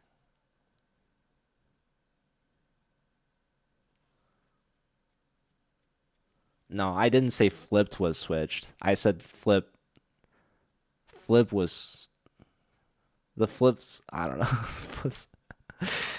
Listen, guys, it doesn't matter what I say, okay? We can move on from that. But yes, the turns have tabled. I agree. Uncle Jesse's got to get in the commentary booth. Why?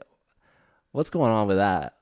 Why don't they have Jesse commentating Magnus's games or the candidates?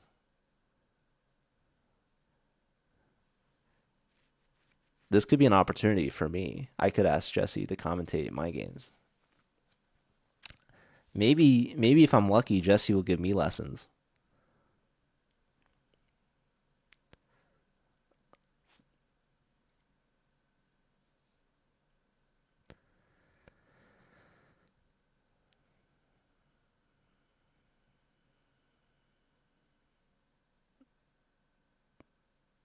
I think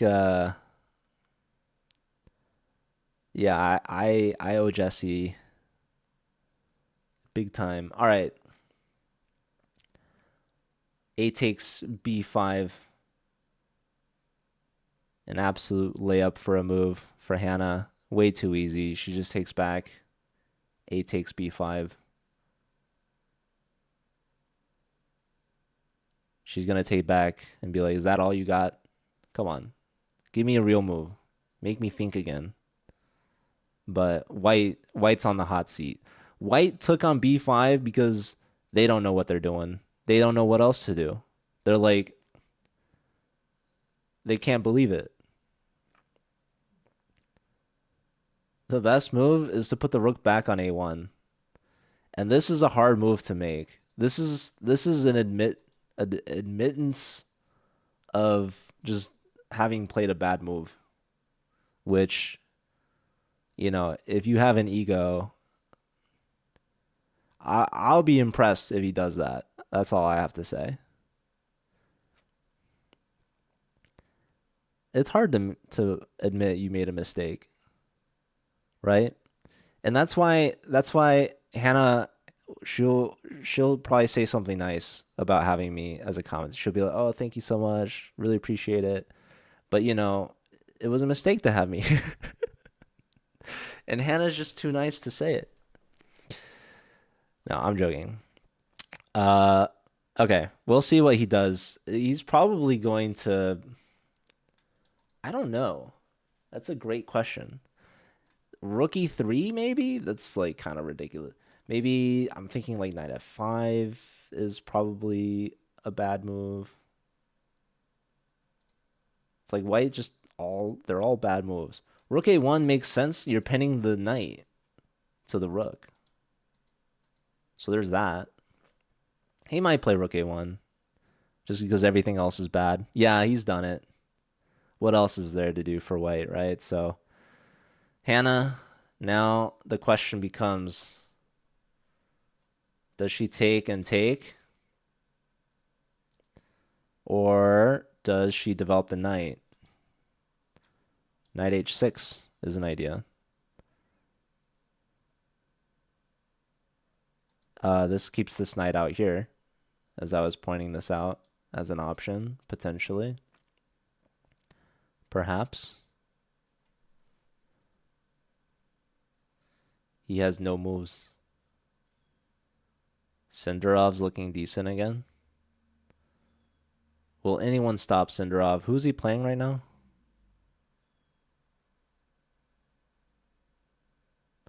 Oh my word, we've got a huge raid from none other than the famous international celebrity sensation, Phoebe Vita. Oh my goodness. Ladies and gentlemen, shout out to Phoebe. We're watching Hannah Sayce. This is round 7 of the Grenke Open tournament in Germany, which, I am an American. I don't know geography very well, but I think Germany is fairly close to the Netherlands. Someone can correct me if I'm wrong there, but maybe Phoebe will make an appearance on the stream. We saw Houseline recently VIP'd in Phoebe's chat. So, it's a classical game. I'm sure Phoebe could get there in time. They've got some speedy trains over there. They're so fast. Like, here in the US, we go like, I don't know. It's like, I mean, they have different units in Europe. It's just everything's faster, Instead of 80 miles per hour, it's like 120 kilos,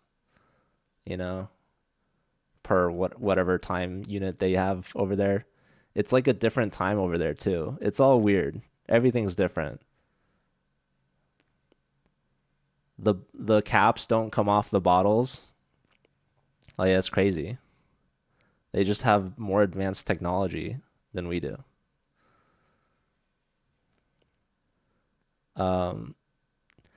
Okay. For those of you joining us, I'll give us the rundown really quickly of how this game, it's got everything, guys. It's got the drama, it's got the ups, the highs, the lows. Okay, Hannah's got the black pieces. First and foremost, she's playing tremendously. You guys might have heard of Senderov going 5.5 out of 6 at the candidates. But Hannah, she's won 4.5 out of 5 of her games. So she's kind of like the Cinderov of Grenke, is what they've been calling her. So now she's trying to win this game, and then she'll be tied with Cinderov. So Cinderov hasn't lost a game yet, but that's because she hasn't played Hannah. And Hannah's got the black pieces. We've got c5, both knights out. She fianchettos. She develops her last minor piece. And here, she could play d5 or she could castle. But she plays d6, and then she puts the knight on the edge. And then she launches the kingside attack, h5. So she doesn't castle. And I know what I was thinking at this point. I was thinking, what is she doing? This doesn't look great. Like, I'm kind of questioning Hannah. And honestly, that was the last time I will ever make that mistake. I cannot question Hannah's vision because she is the master. She is the pro. She is the cook. All right. I am just sitting in my chair at home, watching from a computer. All right. There's a reason why Hannah's there on the big screen, and I'm here down below on the smaller screen. And it's because even though, the opponent could have played b4, just winning material on the spot, the knight is trapped. If we go to c4, takes, and then queen comes out with a fork. But what Hannah saw deeper than I could ever imagine was that the opponent played d5 and again missed b4 and played rook to c1. That's what I was missing this whole time. And I didn't see it. Hannah saw it. And now Hannah, everything just starts to come together. c4, bishop back, bishop takes, queen takes, and now bishop to g4, taking advantage of this outpost that Hannah created by playing h5. Takes, rook a1, knight h6, rook lift, and now, oh my goodness, ladies and gentlemen, is it time? The moment of truth? Will Hannah castle, connecting her rooks? I mean, I've always known Phoebe to have really good timing. She must have known this was the position. Maybe she looked, or maybe she just felt a disturbance in the force. I wouldn't put it past her. I don't know. Phoebe is like, she's a Jedi, but she's also an elf. She's certainly immortal, but I don't think she's a vampire. But I don't have enough information to know for sure. Phoebe's many things. Phoebe is Phoebe. There's only one Phoebe. She's a one of one. And she has impeccable timing. She might as well be a wizard as well, actually, because she's never late and she's never early. She arrives precisely when she means to. And she knew this was a good moment to raid in because this is a big move here for Hannah. We've been questioning for quite some time, a large portion of this game, whether or not Hannah will castle. Could this be the moment? Maybe Hannah was waiting for the Phoebe raid.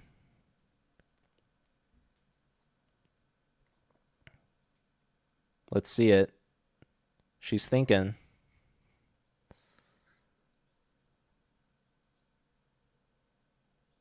She's got her hand raised there.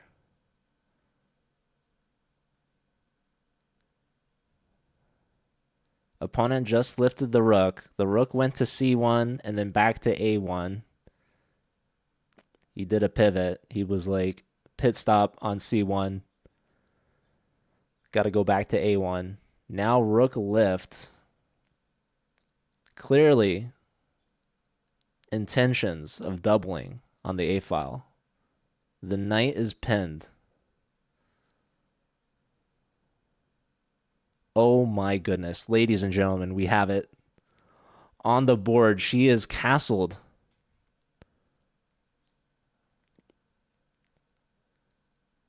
And my eyes don't deceive me.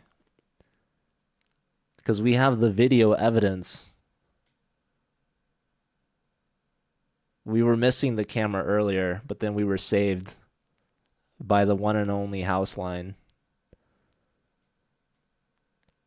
But I knew if she castled, I wouldn't believe my eyes if I didn't see it. So, wow, she's done it. Ladies and gentlemen, Hannah, listen, she gave White an opportunity. She was like, listen, I don't know if you know this, but I haven't been beat. All right, I've got a performance rating of over 2,100 right now. I'm going to be over 1,900 by the end of this tournament. And you're just, mid 1,700s. And honestly, saying 1,700s is maybe too much. She could have just stopped at mid. And so she was being generous and kind to give her opponent a chance. Not only one chance, but two chances. He could have played b4. She's like, listen, I'm going to put the knight on a5. I'm going to let you play d5. And I'm going to let you play b4, not once, but twice, but not three times. Two chances you could have played. But she's not giving him more than that. And now she's in the lead here. The computer finally sees Hannah was better the whole time, actually. The computer just didn't appreciate her genius. It couldn't even see as far as Hannah could. Hannah's been ahead of this the whole time. She knew, dude. From move one, I mean, even before that, going into this round, I mean, was there ever even a chance for this guy? I said he had two, but I'm starting to question everything now. Hannah, I mean, what other tricks does she have in store for us? Here we go. She's getting up from the board. She's like, I've had enough. This guy, I thought you could give me more of a challenge. But unfortunately not. So Hannah, she's going to go 5.5 out of 6. She won't be beat. She's going to keep winning until she actually gets a spot in the candidates to face off against Senderov. They're going to sub her in. I was joking about putting her in the women's candidates. They misspelled Hannah and they forgot the H, so they invited Anna. But she's not even going for the women's candidate. She's going straight to the open candidates. They're going to sub her in for Hikaru.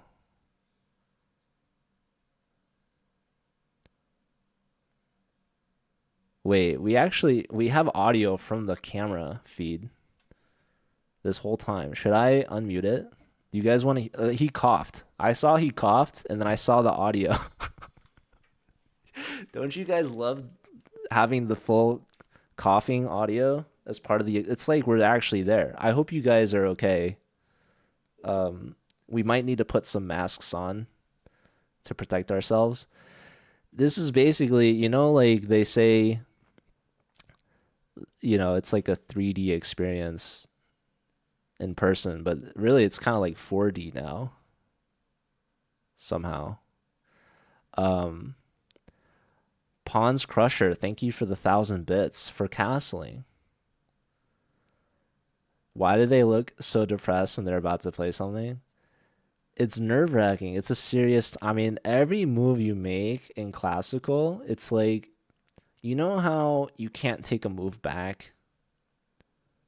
It's like that, but times a million. Like when you're playing online Blitz, you can play a game immediately after, right? Like it doesn't matter. You can play these games so fast. These online games or these over the board games, there's so much more at stake, right? Like these games last multiple hours of your time, of your life.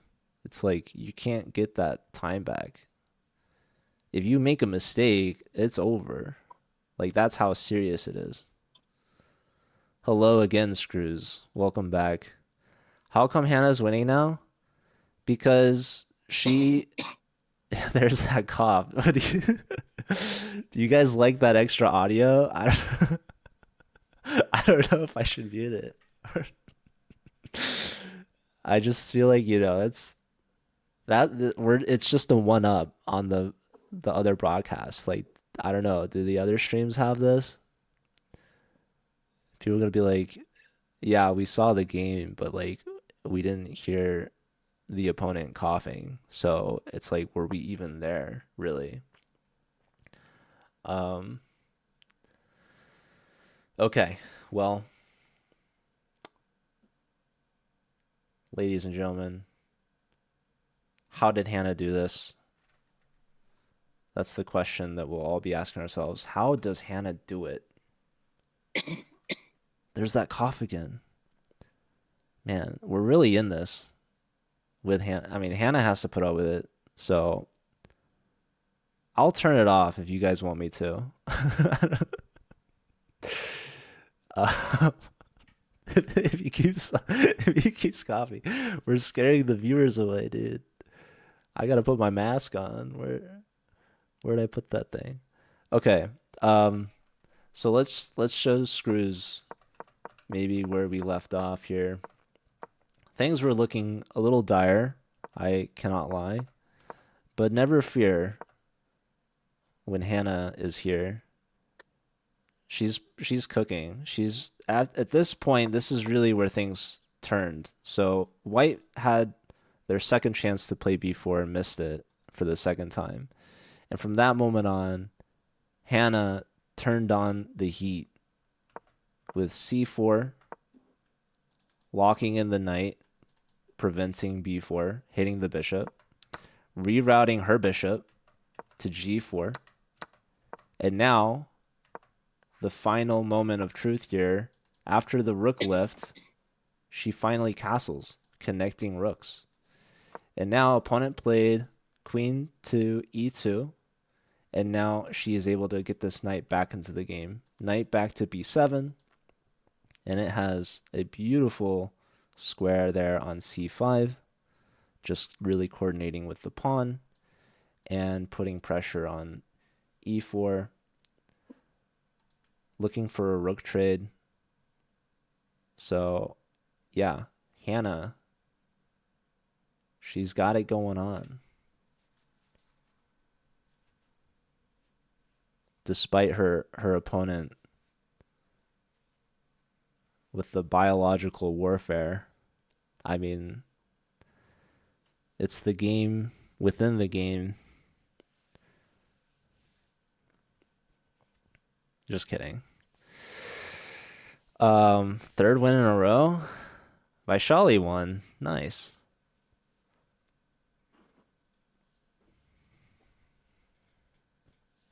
You have your mask on, Kane? Good. We might have to gift one to Hannah. That would be kind of funny if you imagine if Matt's still around. You want to look at rook takes, and then b3 is queen a3 best. So takes. You want the move b3, and you're asking about queen.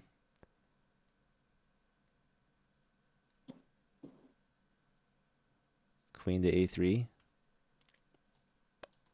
You mean rook a3 maybe? The best move here is to take on f3. Take on b3. and then we can take on h4, I guess, is what it's saying. But here, white does not take rooks, and there's an old saying, to take is a mistake. And I can explain it a little bit more concretely here. Imagine white does trade. All right, honestly, I think I'm going to make a producer's decision to actually mute the camera. It's just, we've had enough. I've had enough.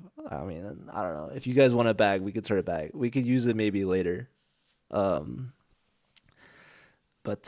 you know what they say about a cough. You know, you heard it once, you've heard it a million times, right? There's nothing. We had it. All right.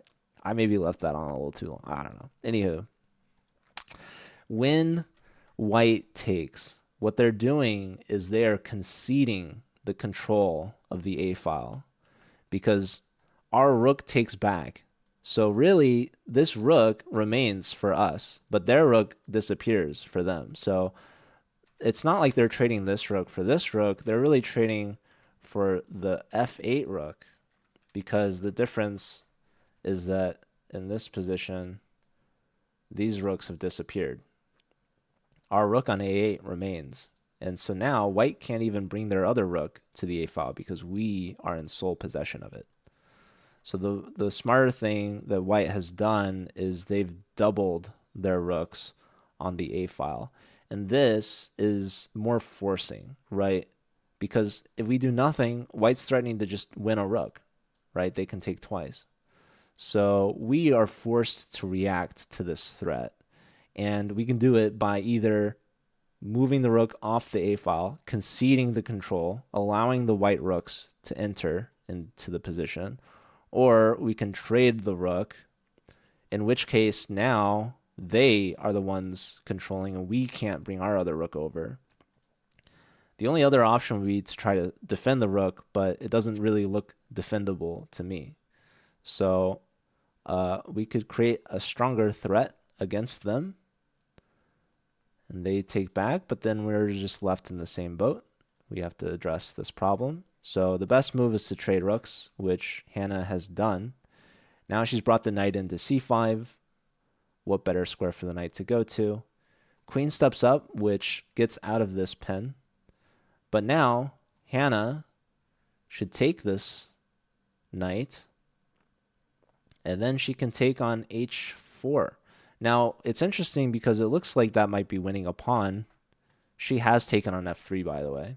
This is the live updated position. So the opponent has to take back, does so with the queen, and as I was saying, black could take on h4. Now, the only problem with that is that with this last recapture by the queen and knight are both attacking h5. So yes, she could win the h-pawn, but it will cost her h-pawn. So very wisely, she plays g6, just taking a moment to defend the h-pawn and maintain her threat against the h-pawn. This is a much harder pawn for white to defend. In fact, I could argue that you can't defend it. Interestingly, there is a defense, though. There's this move, queen to e3. Because with this last move, Hannah is defending the h-pawn, but also releasing the defense of the knight on h6. So her knight is hanging.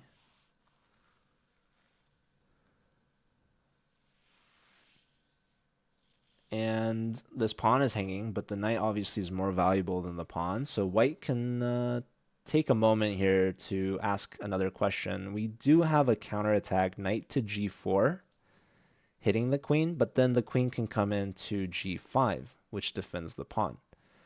But that doesn't mean that we won't trade, because that pawn might be weak later, and we could try to attack it. And Hannah can go into an endgame. So, yeah, here, knight g4 is the best. I think Hannah could also be considering king g7 or king to h7. But I do think knight g7 or knight g4 is the move here to be played. It's a bit more forcing. And yeah, I'm really curious if Hannah will actually go for the queen trade or not.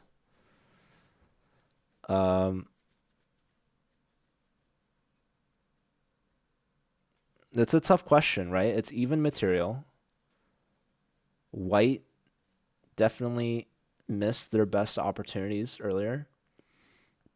But white also annoyingly has the A file with the rook. Yeah, I saw the clock flashed again. Back to 8 hours. I don't know why it's doing that.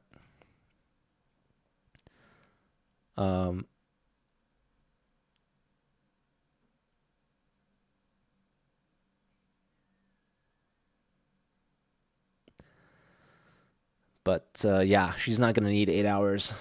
She's got 31 minutes, but that's more than enough time for her. There's also the 30-second increment, of course. But the opponent down to 25 and a half minutes. So this is the last third of the game based off the time. Queen g7, queen g5, f6.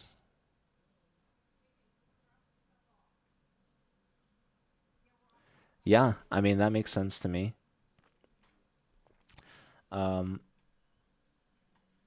Here you want this. The problem is our G pawn is pinned. So pawn push, I figured there'd be knight takes, but apparently this is terrible because now you have two things hanging. So you have to give something up here. Wow, it doesn't like rook takes so much because rook a7. So it likes rook takes. Okay. Well, yeah, f6 is a move. Queen comes back. It's saying all the way to c1, by the way. But now we're kind of blocking ourselves, and we're also kind of lining ourselves up a little bit. It's a bit weakening, actually.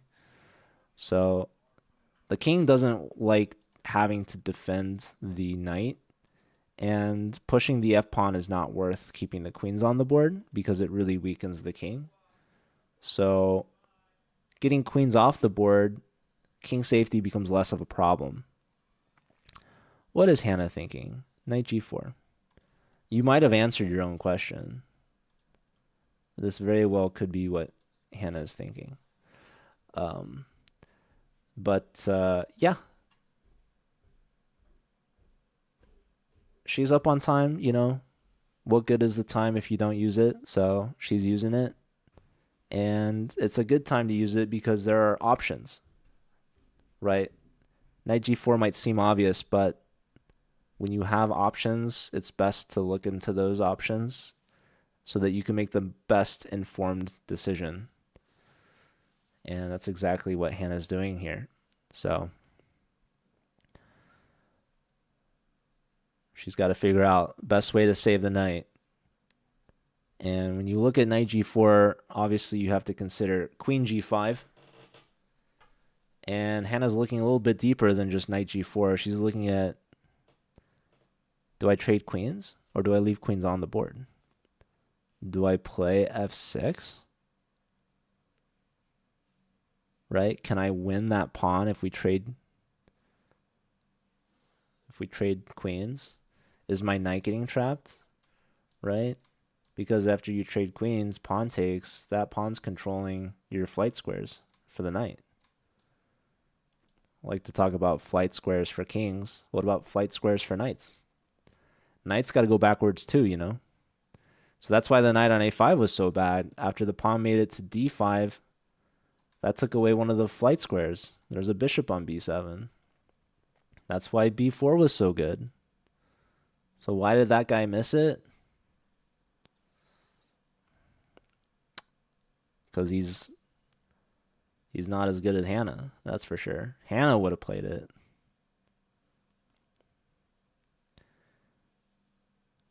For sure. Rook a5. All right, so knight g4 has been played. Queen g5 has been played. Queen g5 is a bit more obvious, right? You don't have to spend as much time in that because in the position you can assess there's two problems, right? First problem, your queen's hit by a knight. So queen move is highest priority there. But the second problem is your pawn is hanging, right? So, you don't want to give up that pawn, especially with the knight here. I mean, that's going to be ridiculous. So, how do you save both of those things? Queen g5. It's the only move there that really saves both things.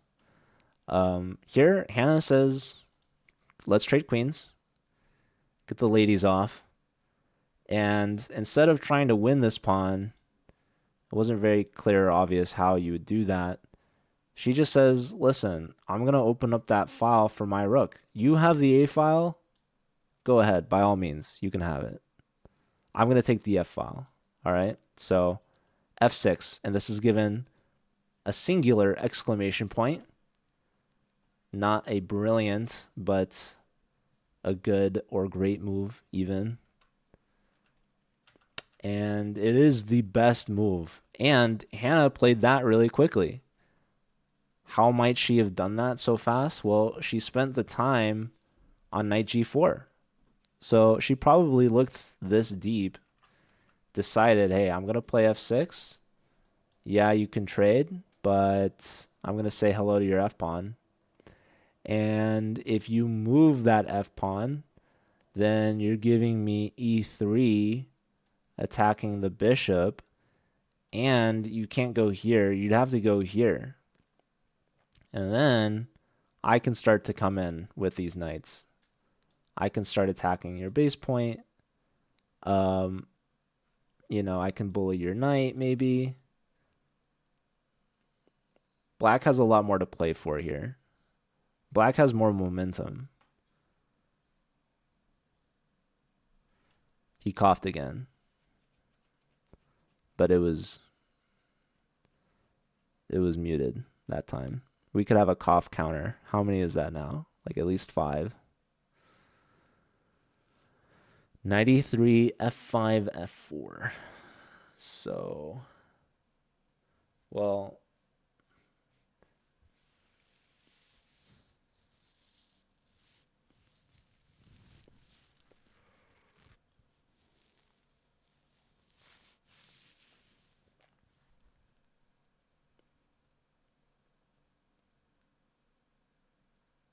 I'm not sure. I'm not following you, pawn. Because we're trying to trade the f-pawns right now, right? So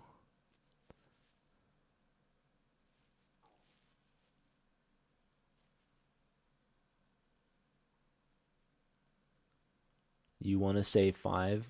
Oh, for coughs.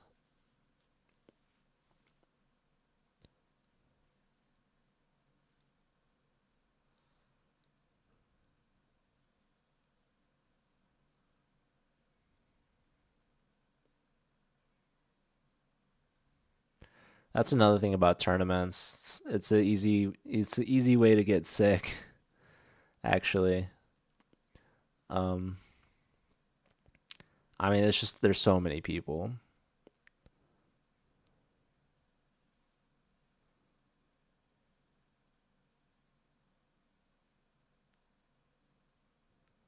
We should bring back the masks.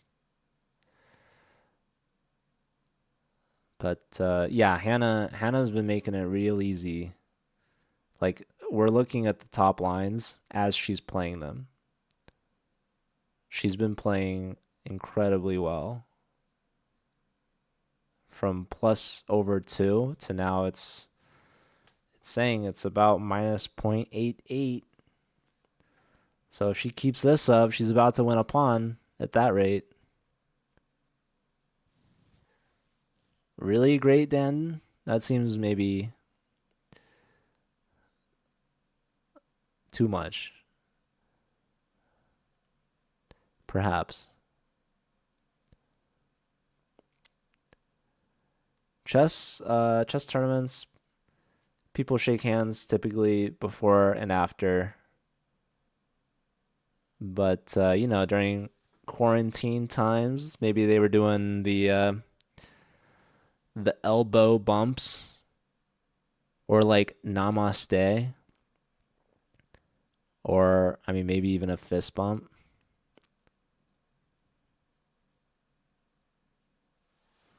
But the handshakes are back. People,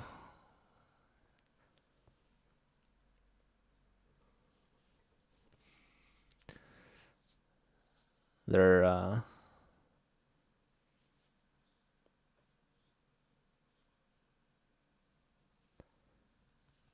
we're back to our old ways. G takes F, rook F6, and then F3. Yes. But then there's knight E3, like we said, and then you're saying F5, which I don't understand. Or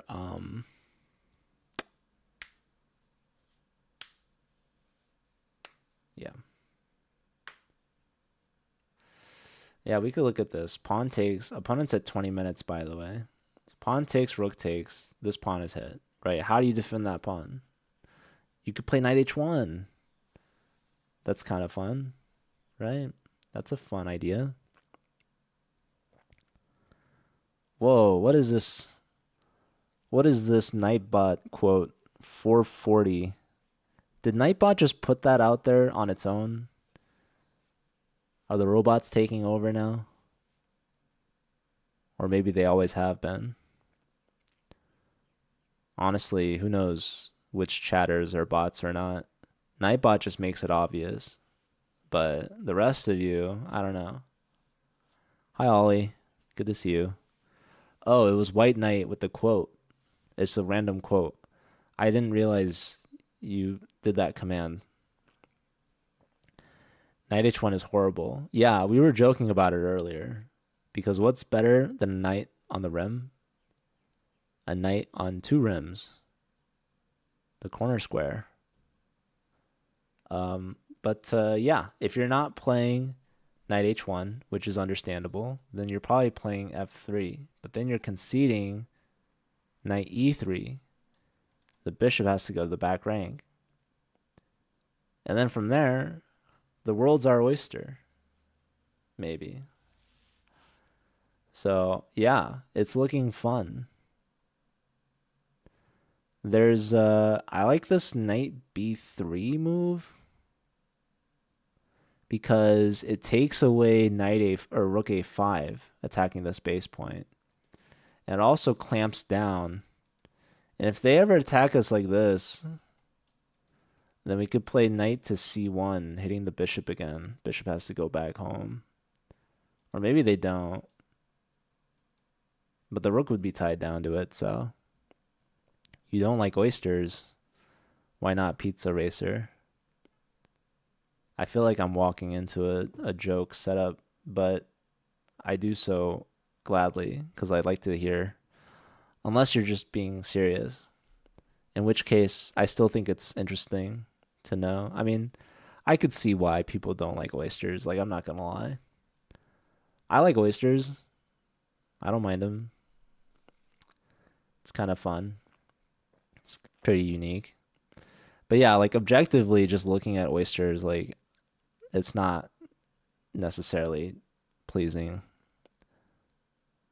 I think people really get caught up on the texture. On your way home from Grenke. Nice. Yeah, I saw that she won her game earlier today, right? Good taste but bad texture. Yeah, that's fair. There's people that don't like a lot of textures. I mean, there's people that don't like mushrooms or don't like tomatoes. There's people that don't like pickles. I don't know. I don't agree with it, but I love all that stuff. Yeah, Hannah is playing great. Who doesn't like tomatoes? There's people, I promise you. You don't like specifically diced onions. I mean, even cooked, you don't like them?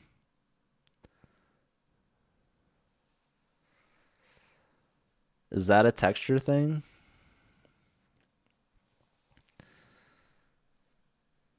Yeah, there's people that don't like onions straight up. There's people that don't like dairy. Very intolerant people. There are people allergic to shrimp and shellfish and stuff like that. There's people allergic to peanuts. It's unfortunate.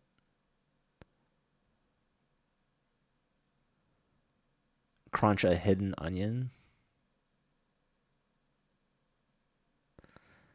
I mean,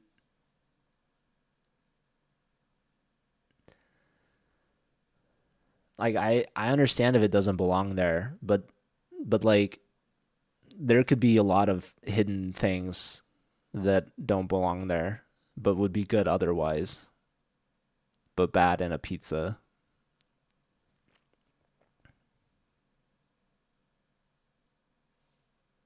You love peanuts and you are mildly allergic to them.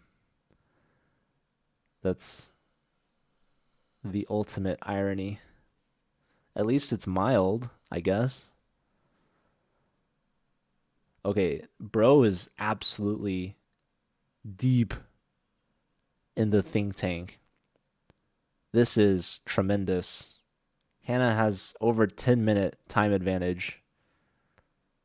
This guy, I mean, listen, take on F6 or do something else, you know? Like these are your two options. Those are always the options in chess. You're either taking on F6 or you're doing something else. That's all chess is, really. The chess boils down to those two things. It's mostly doing something else. Most of chess is something else. But every now and then you can take on F6, and now is one of those times. And the funny thing is, if he takes on F6, guess what? She's gonna also take on F6. They're both able to do it, but it's kind of like teamwork, you know? She can't do it unless he does it first.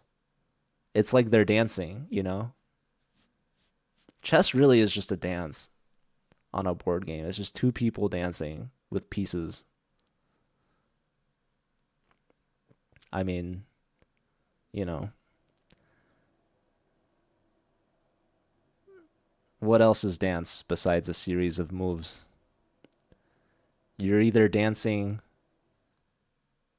or you're making moves. I guess both are making moves. You're just always dancing. Unless you're not playing chess and not dancing, then you're not dancing. But if you're playing chess, I mean, you're making moves. So, will he trade on it? I mean, he's got to take on it. If you're not taking on F6, what are you doing? Is that a fair question to ask?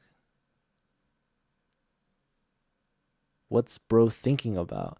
He's like, all right, I know I should take on F6, and he's going to take on F6, but like, how do I use as much time as possible to make my chances worse of playing? That's probably not what he's thinking in his head. Probably what he's thinking is like, oh my God, I can't believe I'm losing this game. Look at his hands through his hair. The bro is stressed. He's like, dude, I got no moves. I'm just gonna lose.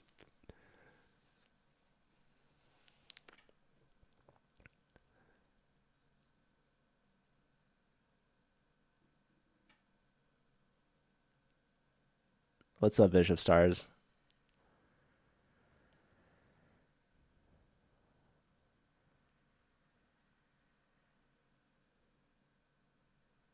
He's thinking about F3. Man, why you gotta do all that? Take on F6 and then think about F3 later, you know? Here's what's bad about F3. You want to know what's bad about F3? Knight comes in with tempo on the bishop. Bishop has to go back. And then we're just taking on g5. You want to give me a free pawn? Please. Be my guest. And guess what? You think your knight's getting trapped or something? King tries to attack it. Well, we've opened the F file now. So that F pawn on F3 you pushed, it's not doing you too much because we can just come straight back with check even. Because your king's not going to F1 because we control it, but also because it's not even attacking your knight. So bro is just wasting time, actually. This could be part of a deeper strategy. There is reason to tank your time. This is maybe a little too meta, but if you put yourself into time pressure, sometimes you can make your opponent try to also play fast and mess up, trying to flag you, essentially. Now, I don't think Hannah will make that mistake. And to be fair, her knights and her rook, they've got some plans. I don't think it's like this is not a tough position for Hannah to play. It's a tough position for white because white's worse. But this particular move is not so difficult because, like I said, you're either taking on f6 or who knows what you're doing. You're letting her take on g5, which I don't know if this is spoiling anything. I don't think he wants to do that. So what? Is he thinking about rook a5?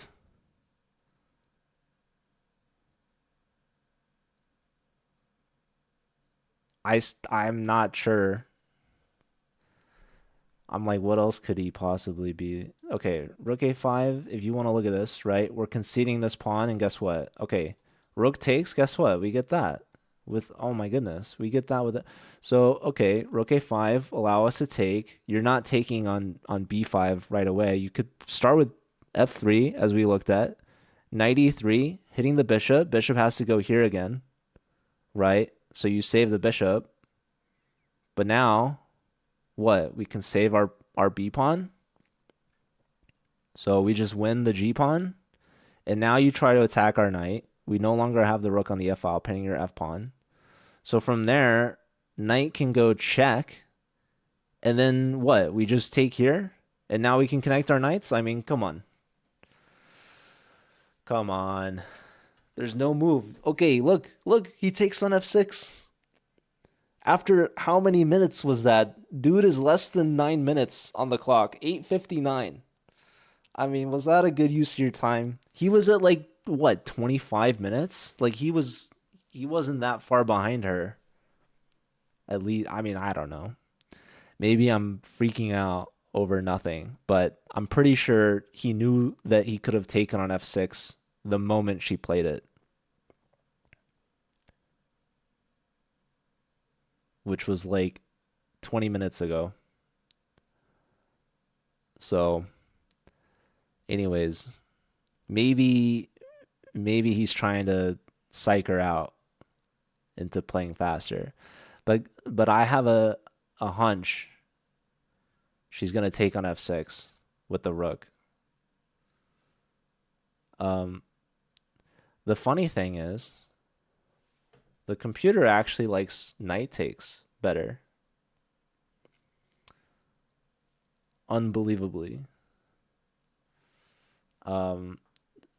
Maybe what's even more unbelievable is that after rook takes, we were talking about defending this pawn and pushing f3. I was joking about knight h1. We're all, I say both of us, there's a lot more of you than there are of me. But the computer's like no cap, knight h1. Just straight up. Just do it. It looks bad, but Uh, okay, she has played rook f6. Whoa, rook takes and now rook a8. Check. Now this I was not considering as much. Um, but yeah, we are now in check. King g7. Okay, I think she is playing fast. Whoa, he's played knight h1. Oh my goodness. Ladies and gentlemen, yeah, they're not letting the knight in. They're not happy about that. So, you're gonna have to. I mean, oh, it's so ugly. I'm sorry. Uh, but you know, White's defending their f pawn, and they're not letting the knight in. And Hannah's gonna have to find a new plan, a new way forward. Very exciting. Very exciting position. Up 20 minutes on the clock, you know. Not quite up in material just yet, but she can induce some problems here. Rook f4. Attack that e pawn. We might get the f pawn push anyways. And now your knight's on h1 for some reason. So that's fun. I imagine like rook over. Yeah, I guess White's considering maybe some of these rook moves. What? Well, they just brought the knight back though to save their pawn. So yeah, I'm not sure exactly the thought process of rook a8 check. You know, just rerouting the rook somewhere a little bit more open, right? I mean, it's not like Hannah's position is without weaknesses. The b pawn, as we mentioned, is a source of tempo. Will you talk with Hannah after the game, Ollie? I'm not sure, but I will ask her at the end if she would like to. Um, oh, write my answer. You can't hear me. Oops.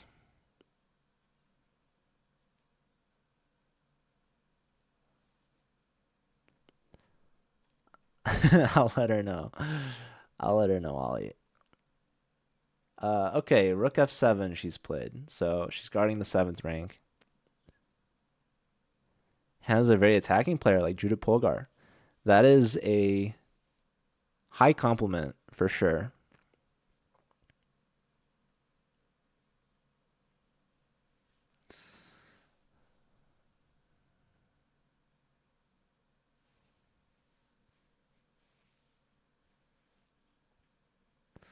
This is a very nice thing to say.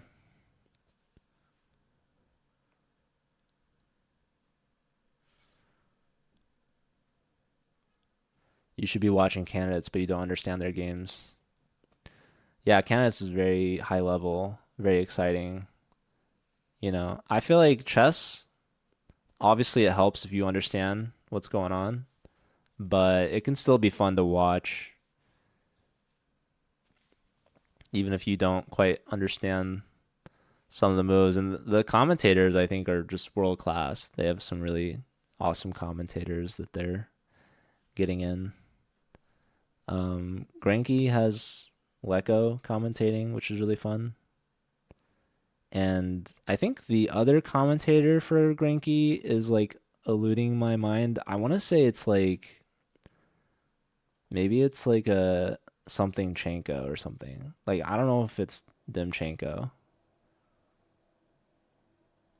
I don't know. I just threw a name out in the dark. Does anyone know who I'm talking about? The guy that's commentating with Peter Leko? Yeah, something Chenko. You know the guy? Do you know his name? He's brilliant. I've commentated with him. Balding guy? Wait, no. No, no, no. I don't think that's him. Donchenko? Oh, are we getting somewhere? Screws? Is that the guy that's commentating with Peter Lecco? Alex Donchenko. All right. I was like basically correct. But yeah, I commentated for him once. He joined the CCL broadcast for 1 week. Okay. Opponent has played the bishop back to D1, flushing the knight. But you know what's funny about this move is the computer doesn't actually want the knight to go back. Computer says, you want to take the knight, be my guest, go ahead. Because the computer is saying the best move here, when the bishop moves back, we're conceding control. I mean, look, first and foremost, this pawn is there, right? I guess we don't want to take that, though, because we will get forked. So instead, it wants knight to d3, attacking the b pawn.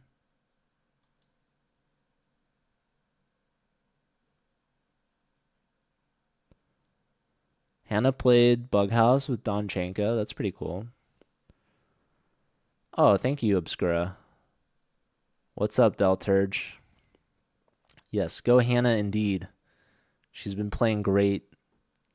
Little shaky in the middle game, I have to say. I have to admit. I was questioning Hannah, and that's I will no longer do. She's proven me wrong every step of the way. Here she's got her hand up. She's getting the move from her head to her hand, and then she's going to transfer the move to the board. That's how you do it. That's how moves happen in thoughts from your mind to your hand. Okay, she's resetting. False alarm. False alarm. I was misreading the body positioning. We're going to have to wait a little bit. She's got so much time, guys. Look at this. She's got all day. She could go out, get a coffee, you know. She could do the daily puzzle on the local newspaper in German. She could do a whole podcast and then come back. I mean, talk about emoting on your opponent mid-game. That's how much time that guy spent. What else could you do in 20 minutes? There's a lot. There's a lot you could do.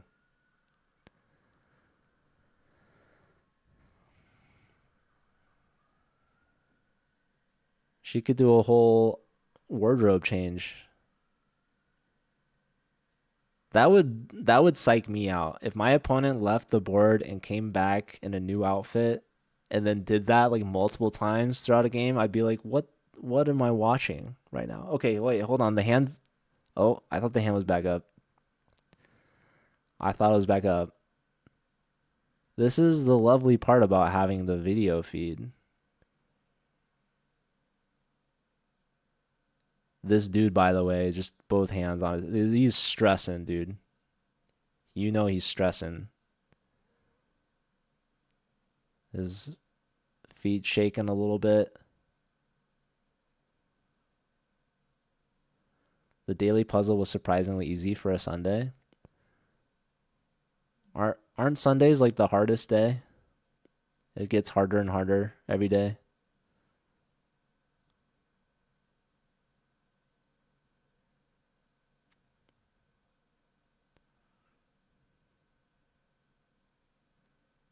Dina once cooked breakfast during a classical game. What'd she make? Because breakfast could be a lot of things. Did she make, like, eggs? Tearaway pants? If your opponents changed outfits, you let them know which one was best. That's very nice of you.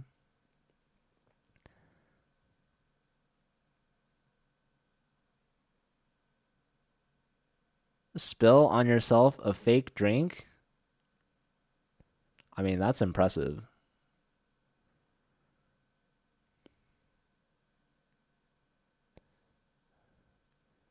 Oh, the hand is there. Oh, and what she's done, wait, why would she capture this? What are we thinking here? What's going on? Okay, if the fork, we have knight e3. Okay, so we see the capture. The pawn takes. Hannah officially up a pawn. I'm not gonna lie, you guys. I dismissed the knight capture perhaps a little too soon. I should have seen the intermezzo. All right, bro's going for the rook. A slight rook adjustment, going for the weak b pawn. And so now we must ask ourselves, how do we proceed? We've grabbed a pawn, but we are about to lose a pawn. The chessboard can be a cruel battle place where pawns are given and taken. Hannah's material lead is momentary.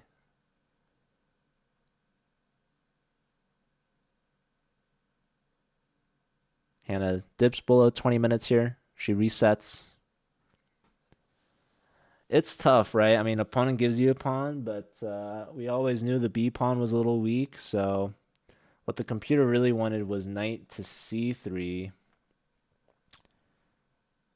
But, yeah. Here, the best move, saying rook a7, right? A lot of these moves, they really are following along the lines of like, what did the last move from our opponent concede in the position? And in this moment, it was the rook leaving the a file. Now we can take the a file, right? And now we'll have a very active rook.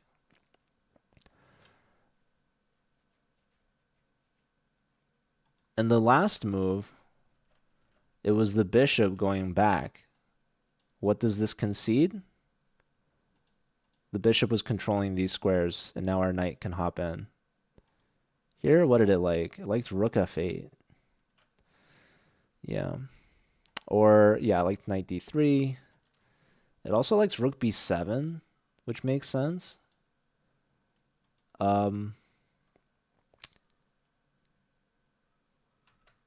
Yeah, she gets her pawns doubled and isolated, and now this b pawn will fall. Whoa, she played rook c7? We being for real? Are we going for this?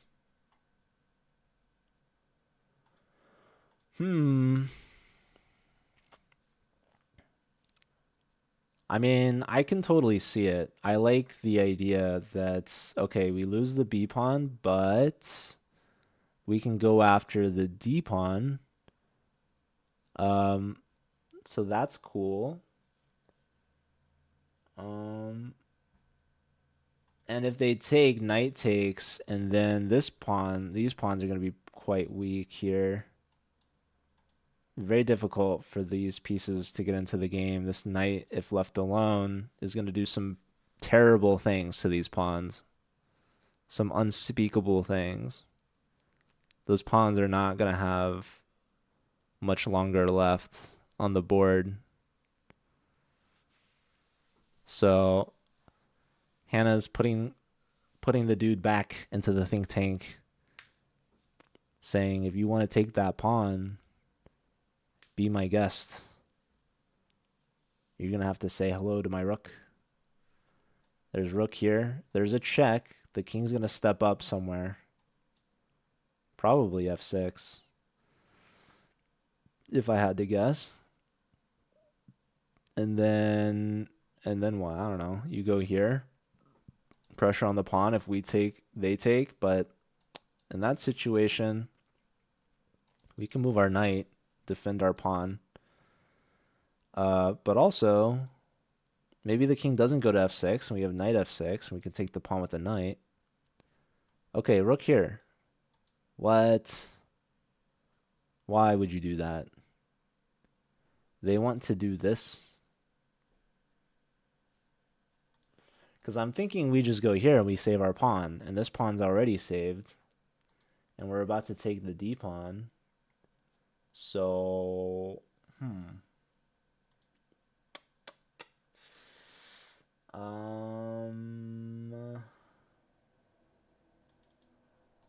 I think the idea, obviously, is there's f3.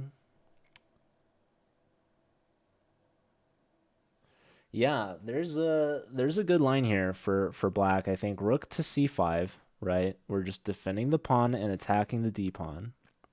This move, clearly they're attacking the d pawn, but it's defended. Why might they do that? Well, clearly they're trying to remove the defender, the knight. So if you follow along with me, rook c5, defending and attacking. They're going to attack the knight, f3. We're going to take, they're going to take. So undoubling our isolated pawns.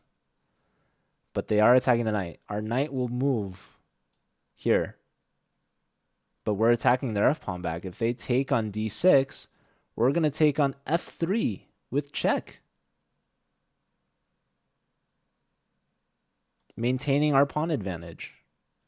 And then from there, I don't know, maybe the knight goes back or something. But we're going to have to try to target this pawn, I think. So Hannah, she's leaning forward. She's looking over this board. She's got a 10-minute advantage on the clock. 17 minutes compared to her opponent's 7. Why didn't they take the pawn? Because they saw rook c5. They knew if they took rook c5 and the d pawn is hanging and the rook is hit. What happened in the first game, Ollie? I think she had a 0-point buy, I heard. I don't know. Do you think she could win this tournament? With how she's playing right now, yeah. She's playing great. She's higher rated than her opponent here, which is pretty good, considering she like just won her round, right? And she's 4.5 out of 5, or really, I guess 4.5 out of 6 technically.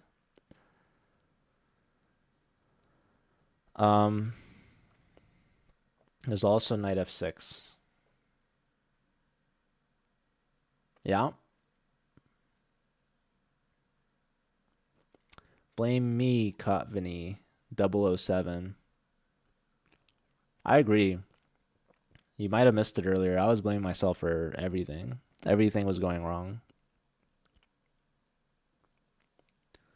All right, Hannah, she's taking her sweet time here. Will she play rook c5? She really should. She ought to. It's a good move. Hannah's been known to play them.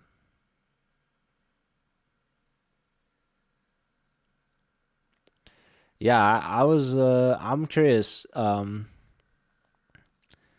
Is there like are they technically under sections? Is there like a rating limit in her section? Yo, it's Joe. What's up, Joe Cozy? Shout out to Joe Cozy. Happy Sunday. Happy Easter. Easter Sunday. What a day to be watching chess. Really, every day is a good day to watch chess. How's the tourney going? This is going really well for Hannah. She's at 4.5 out of 6, but she's only played 5 games. So she has drawn 1 game and then she's won everything else. The only reason why she's 4.5 out of 6 is because her first round was a 0-point bye, which I don't fully understand. I mean, I know there's buys in chess, but I don't know why she got 0 points for it as opposed to anything else.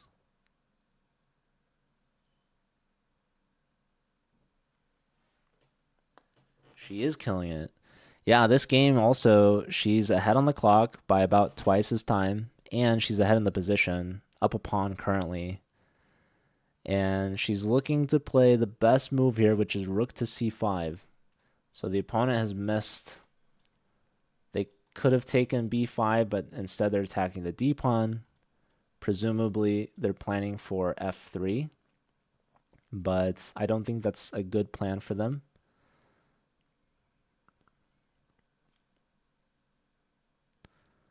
She personally requested the buy as opposed to it being a buy by default of okay. Okay, now she goes rook a7. So unfortunately, she doesn't follow through with her plan, which we thought was rook c5.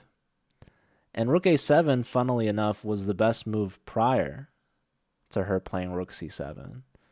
So yeah, the funny thing here is that we could transpose, basically. Both players spent a move adjusting the rook, basically, before they go all out. So Hannah's like, I'm going to give you a second chance to take my pawn. I'm going to let you think about it. But yeah, opponent might still try this f3 plan and go after the d pawn. And what that does is it releases white's d pawn. Why did you say, huh? Nightbot with a little bit of sass. It's a lot of question marks and exclamation points.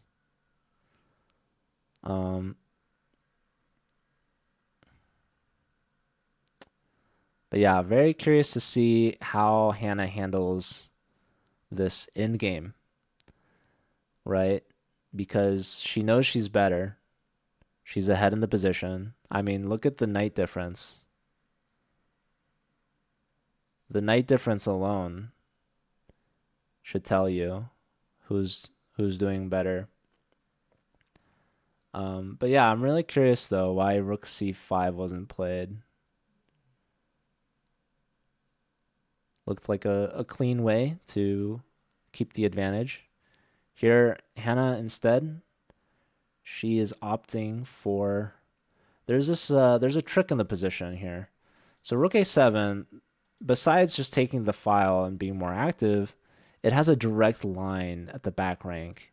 And I was tossing this idea in my head. I hadn't shared it with the class yet, but there's a really cool idea after f3 is played, attacking the knight. We don't save the knight. No, we push g3.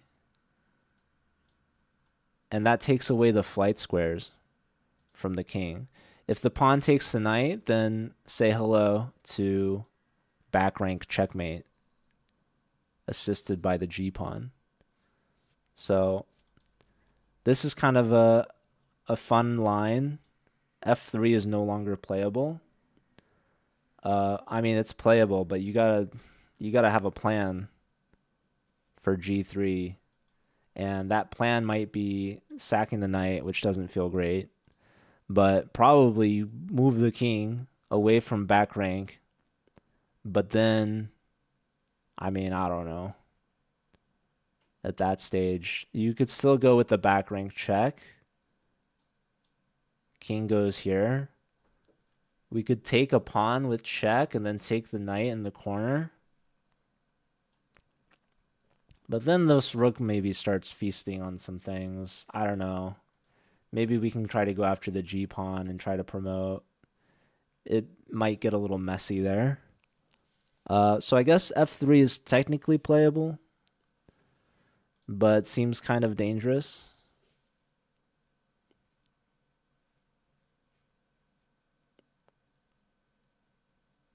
Joe is automatically made a mod as soon as someone plays chess on stream. I don't think that's true. How did you get into chess, streaming, and becoming a mod at Mark's channel? Share your journey, the great Danton9. So I knew how to play chess as a kid, but I never really had people to play with. Whoa. Okay, so rook takes on b5 finally. Rook check lifts the king.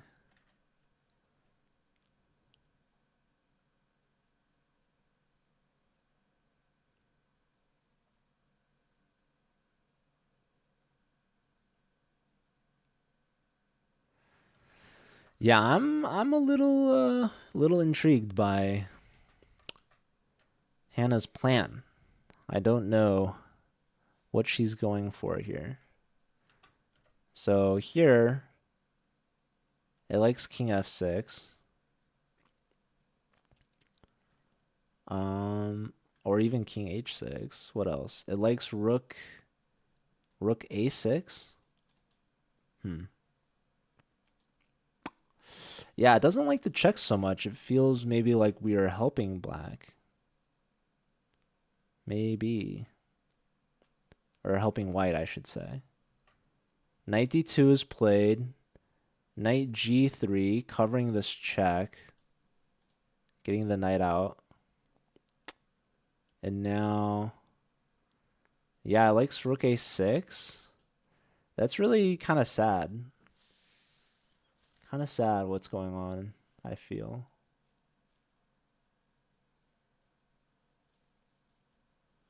Little unfortunate. Our pawn advantage is no more. We are now equal again. But maybe our d pawn is weak, unfortunately.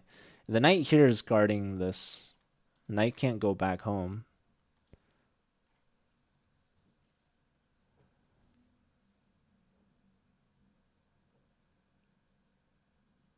Sorted by fewest. That's funny. So yeah, I guess my chess journey, I didn't have many people to play with. So I never really played very much. I remember playing I think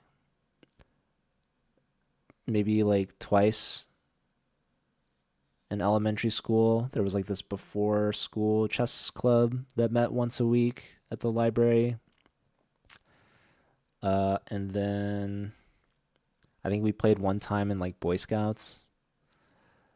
But my chess career really began when I moved high schools. I moved halfway. So at the end of my second year of high school, I went from here in St. Louis, Missouri to California. So I did 2 years of high school here and then 2 years of high school there. And that's when I picked up chess, really. So I was 16 years old. I was looking for a new hobby or a way to make new friends. And I knew how to play chess. I was like, let's just get into chess. I think chess is fun. So I Googled how to play against people online. And I found chess.com, surprisingly. So I made an account. It was like 2012. And yeah, that's really, I mean, the rest is history. I didn't get into streaming until 2019. So that's kind of a fun story. Basically, I was at UCLA, like playing chess, and I was taking a summer class, and on Bruin Walk, like the main pathway from the dorms to the campus, there was this guy who set up a chessboard and a camera at one of the tables. And I was like, I have to play this guy. So I played him. He's recording it. I'm like, do you have a channel or something? He's like, yeah, I'm posting on YouTube. You should check it out. It's called Coffee Chess. As you may know, as you may have heard, Coffee Chess, they set up and they'll play people in LA. So I look up the channel and I found one of the videos he was playing against none other than Miss Botez, Alexandra Botez. And I found her Twitch channel and I was like, wait, people are streaming chess online on Twitch. This is crazy. So, yeah, shout out to Coffee Chess, having a YouTube channel, playing cool people like the Botezes. And that's what led me to Twitch. And at that point, it was like 2017, 2018. And I had just been watching. But at some point, I was like, once I get my own place, I feel like I should stream. So I was still, like, after graduating college, I went back home for about 6 months just looking for jobs. And then I got a job working at a hospital in LA. So I moved back to LA, got my own apartment, and that's when I started streaming. That was like February of 2019. So it's been like 7 years. Yo, St. Louis Chess Club with the raid. Let's go. What was I doing at the hospital? I was working in a research lab. I was a research associate. Shout out STL Chess Club. Appreciate that. We're watching Hannah Sayce. You've probably heard of her. She's a famous streamer from Australia. She's playing at the Grenke tournament in Germany. She's having a great tournament so far. She's going 4.5 out of 6, and her only loss was a bye in the first round. So she's really 4.5 out of 5. And she's got a really close game here. King e7, she's just played, just defending her d-pawn, which is attacked by her opponent's rook. She was up a pawn. She was doing a little bit better, but then the opponent got the pawn back. She tried getting an active rook on the a file, but it hasn't yielded any more pawns for her. So she does have double isolated g-pawns, which is a little rough. And right now, it's not so easy to target. Like, the only weak pawn really is kind of the d pawn. She could try to get the rook behind it, but the problem is her knight's in the way. And when her knight moves, the c pawn becomes weak. She's getting checked. If she goes back up, we could see a draw, which I think white would be happy with because they were losing. They were down a pawn.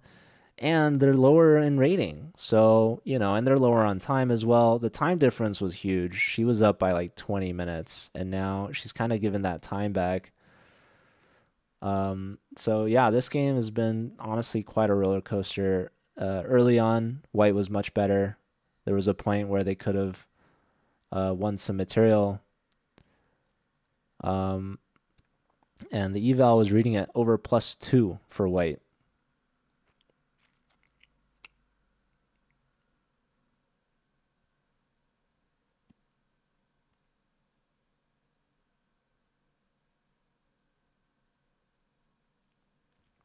Is that the year you became cool? 2019? Probably. If you can consider that. Cool. Yeah, was St. Louis Chess Club, were you guys watching candidates? I feel honored to have to follow such a high act. I know the St. Louis Chess Club always has just the best commentators. Very fortunate that I can visit the chess club. I'm a proud member of the St. Louis Chess Club. I'm paying whatever they're charging to be a member because I like that I can play in their events. They've got quads and they've got a Swiss blitz every week, which they also stream. The quads at least the top quad, which I've been on their stream. I qualified for the top quad one time and I lost every game. So that was fun. But yeah, I'll have to go back again sometime soon, maybe to play. Did you buy merchandise from Q Boutique? I have, actually. And as a St. Louis Chess Club member, I get like a discount. I think it's like 20% or something like that So I bought a chess set from there as a gift for a friend. Um, I'm sure I've bought some other stuff. Surely they've got some cool stuff. They have books. They've got like the Queen's Gambit book. Um, I don't know if they have Dark Squares though. If not, they should get it. They should sell Dark Squares. Danny visited the chess club last year and did like a book signing, which I went to. That's actually where I met Hikaru for the first time, at Danny Wrench's book signing. So Hikaru had to get himself a copy. Is there a Light Squares book? That might be the sequel. That's a great idea. I should tell him if he hasn't thought of it already. Your cat says hi. Hello. What's her name?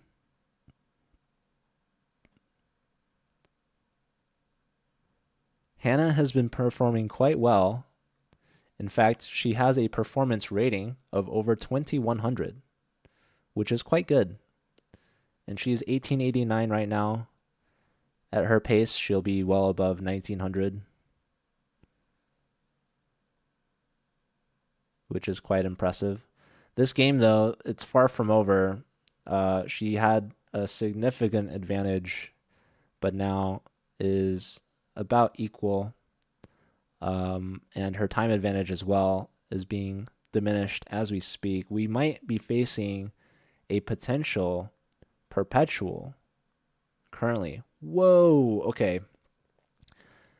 I was expecting king back to f6, but Hannah says, I don't think so.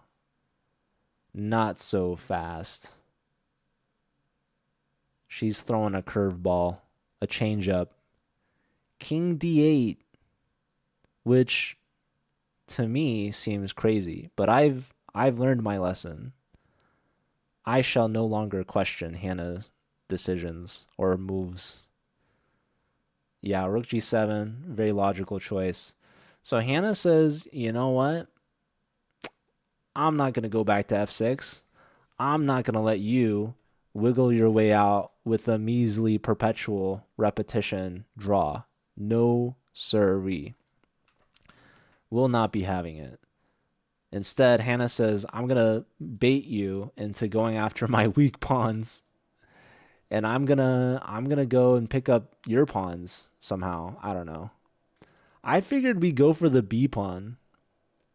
But okay, she takes here because it also protects the D pawn. Of course, now she's losing the G pawn. And now white will be up a pawn. But Hannah, she wants to play on. She's like, I don't care if I'm losing a pawn because I'm still going to win. Whoa, Blood Clean with the raid. Thank you. And Asmoetta. Holy smokes. Double raid? Yeah, where's Rach Angel? But yes, shout out to both Blood Queen and Asmoetta. Huge back-to-back raids. We really appreciate it. We hope your games went well. Alex won with a brilliant rook sacrifice. Unbelievable. That's awesome. Alex is crushing it. Hey, Destin. How's it going? Rachel also won? Unbelievable. Was Blood Queen commentating? Maybe Gotham will cover it. He should. You guys brought 2 wins. Hannah's going to try to follow that up with a win of her own. So, this could be a little dangerous, as Hannah is potentially giving up a pawn to play on. There's the Rach Angel raid. Guys, triple raid, 2 wins. Where's Houseline? It's a great question. Shout out to Rachel. Yeah, I was just saying, I was commentating for Rachel and Alex earlier in round 1, and they both lost. And now I'm assuming Blood Queen was commentating, and they both won. So I would understand if you guys want to swap me out later. I think I'm supposed to be commentating for them again round 9, but um, we'll see. Maybe we can get a win for Hannah here, but it wouldn't be because of me. It'll be because first and foremost, Hannah is just a beast. But secondly, because Rachel, Alex, and Blood Queen are all bringing their energy, their win energy, big win energy from those three for sure. Is it possible Hannah might play Rachel or Alex in the tournament? I mean, I don't know if they're in the same section, and I don't think they have the same scores, but besides all of that, yeah, I think it is possible. If they're in the same section and they have the same score, then they very well likely could be paired. Syndrov 6 out of 7. Dude, it's like the meme number. Blood Queen is 3.5 out of 4 on commentary. She's unbeaten. That's amazing. They are in the same section. Oh my goodness. Yeah, draw against that guy. Who did he draw against today? I know he played what, Esipenko in the first round with the draw, and then he's beaten everyone else except today. All right, so we have rook takes g4, white officially ahead in material, up a singular pawn. But perhaps the most important consequence of this last move is now white's g-pawn is passed. It has a clear path, clear lane to g8. Now, there is a rook in the way, and the pawn hasn't even pushed a single square. But pawns can be fast sometimes. So, Hannah, she still hasn't made a pass pawn yet. But she does have a target. That b pawn is looking ripe for the picking. And she can go for it immediately. Rook b5. This rook attacking the pawn but defended by the knight. And this knight, not easy to dislodge. The rook can't attack the knight immediately. So rook b5, there is one move that attacks this c-pawn again. That move is knight back to e3. We could follow with d5 and then try to bring the king in. What's annoying is the rook defends the pawn, so I don't know if we have time to take. And maybe this rook cuts our king off if we play d5. So, hello, just a Twitch chatter. How's it going?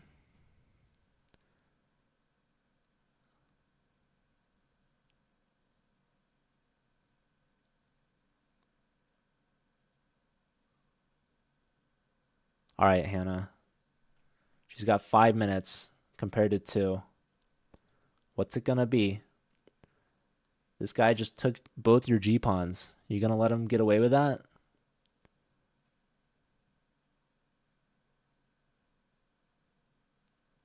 Let's see her fight back here. I want rook b5.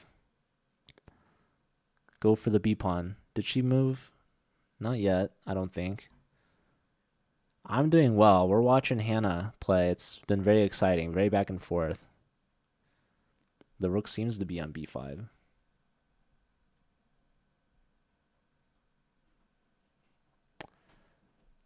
I mean, I'm like looking at the clock. It looks like it's still her turn.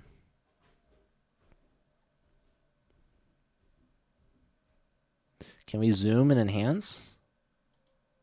Oh, that's not it. That's not it either. Hold on. That's what I get for leaving studio mode. When we swapped the camera, it was rotated funny. But that's my fault.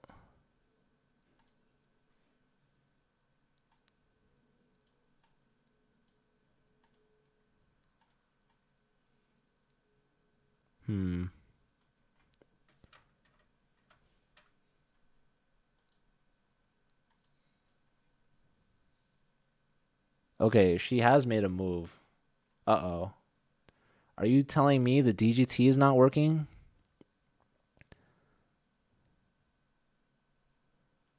At this time?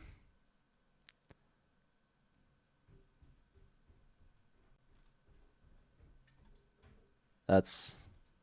Guys, are we on our own? Do I have to make the moves? So she played rook b5.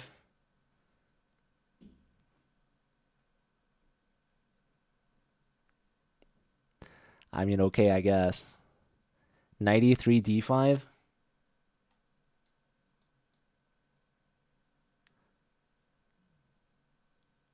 Oh my god.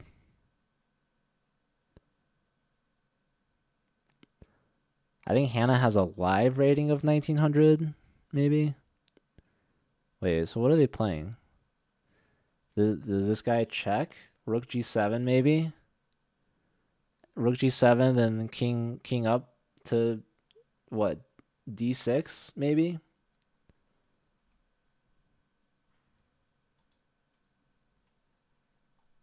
I can't believe the DGT is not working. Check and king up, I think. Moves are coming in fast now. I'm still at rook takes g4. Whoa, look at the clocks. Wait. What's going on? What's going on, DGT? I mean, I have this analysis, but knight d1. Okay, that's fair. Yeah, let's just swap in Joel. Joel knows what he's doing. Joel can really see it. Honestly, major shout out to Farzi. Farzi helped me out so much in that first round where the DGTs weren't working. Okay, did she push a pawn? Which pawn, though? I need to see better. Oh, are the moves coming in? The moves are coming in, folks. Okay, she pushed d4. All right, DGT is back. We're so back. She pushed d4. Hannah, she wants a passed pawn. Can she get it? She's pushing that d pawn. Oh my god, and the opponent's living on increment. 32 seconds?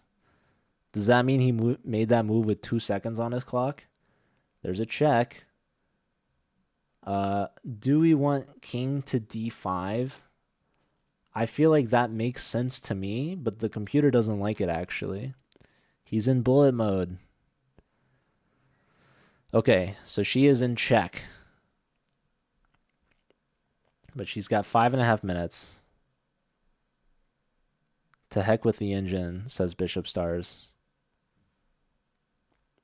Yeah, I guess your king just becomes more checkable. And opponent might trade rooks as well. You line your rook on the 5th rank. So she goes back down to d7. So the computer likes that. It likes c7 and e7 as well. I think e7 makes sense because you're getting closer to their rook. But she doesn't want to give up rook c6, perhaps. Here now, yeah, here's maybe another reason why e7 was better, because now here we can go to f6 with tempo. There's this really annoying move, though. There'd be f4. It's kind of crazy.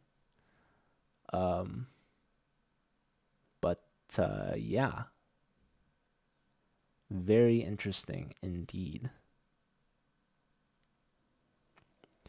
I feel like there's a world where if we had played e7, rook to g5, king f6, f4, taking advantage of the pen on the 5th rank and defending the rook, we could sack the rook for 3 pawns.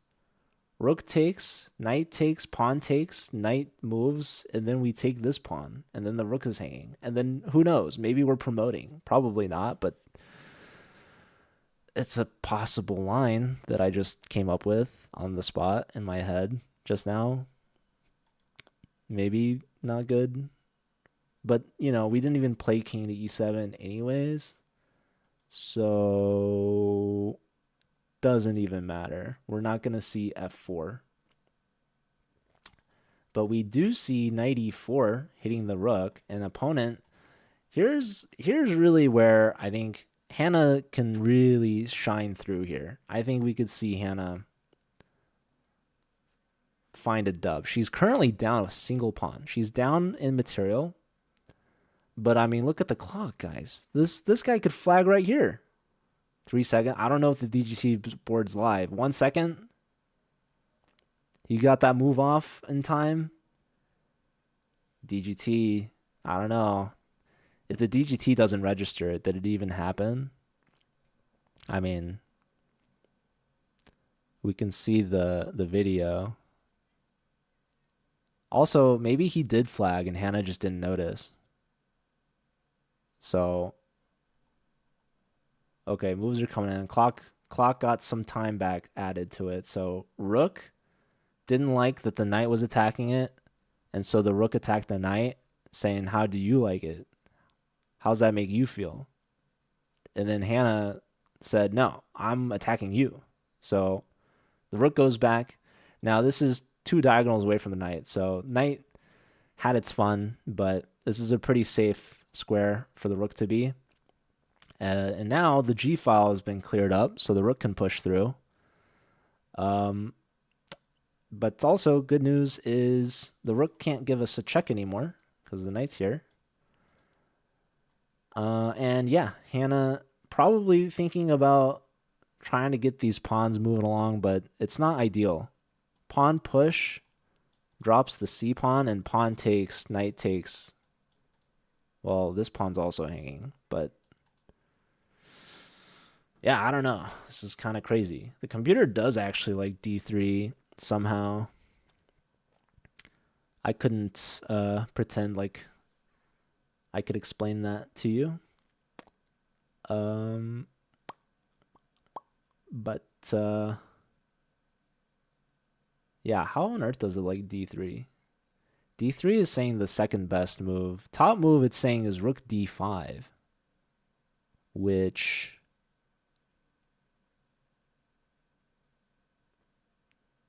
I mean, I don't know, guys. The threat, white is attacking this pawn twice is the problem. So rook d5 makes sense from a defensive point of view.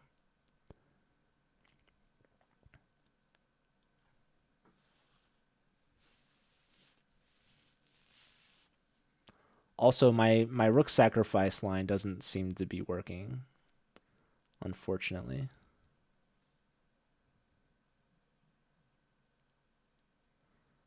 No way d3 holds. Did he just flag in a classical match, Silva? No, but it was close. But not quite. But you ask that as if that is funny, but you know, would you guys judge me if I shared something a little personal? It's a little embarrassing, but I have flagged in a classical game. Not proud to admit it, but yeah, it was many years ago, you know. I was still young back then. We already judge you. Okay, well, thank you for making this a safe place for me to share my embarrassing stories. You're so brave. Thank you. Yeah. Um all right. What did Hannah do? Did she play rook d5? Oh, the DGT. You're too slow. At least we have the camera, you know. She must have played rook d5, right? And then what, he played some rook move or something? Or a king move, maybe? Or a pawn push? I don't know. It's too hard to tell. Okay, rook d5, g4. Oh my god, how does Nigel see this? Bye, white knight. Knight e4, king g2. Okay. Uh,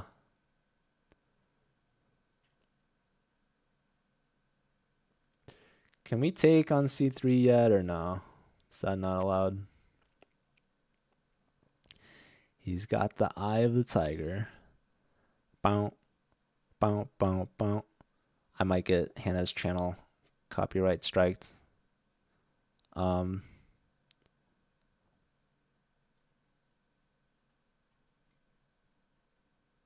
He always lets his clock get down to less than a minute before he beats you. Wait, King D6. Did I just put King D6 on for some reason? King G2 and I don't know.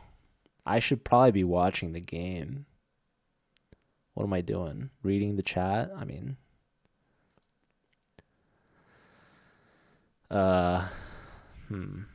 okay. Is that a king move? King's moving up the board.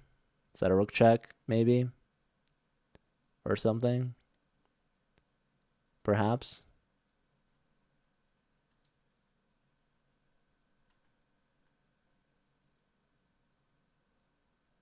What? This? This?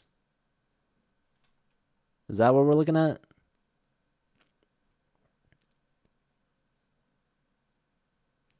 Where's Joel?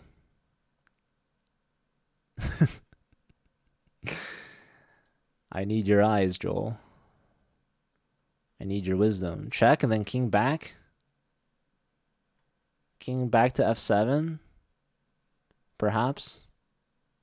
You think the DGC's back? Wait.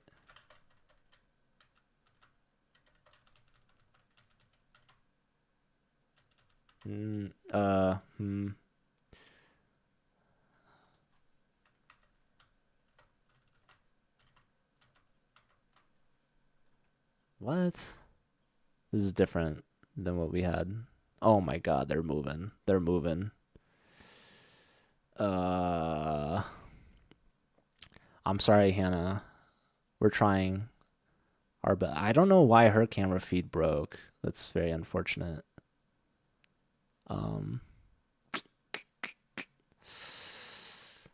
DGT, good old DGT, huh? What do we have here, dude? This is what we no, it's like it's I don't know. Your DGT's back? Oh my god. You have your own secret DGT? Or maybe it's not secret. Why would my DGT not work? Why would it be any different? You refreshed. Oh.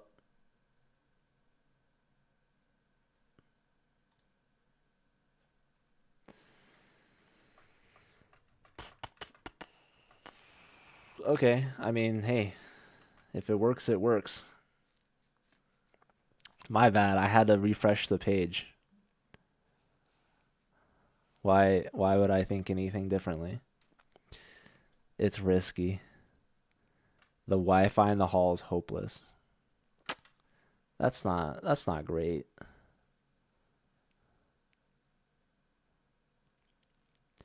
But hey, we got the position back. And the bro is still stressed.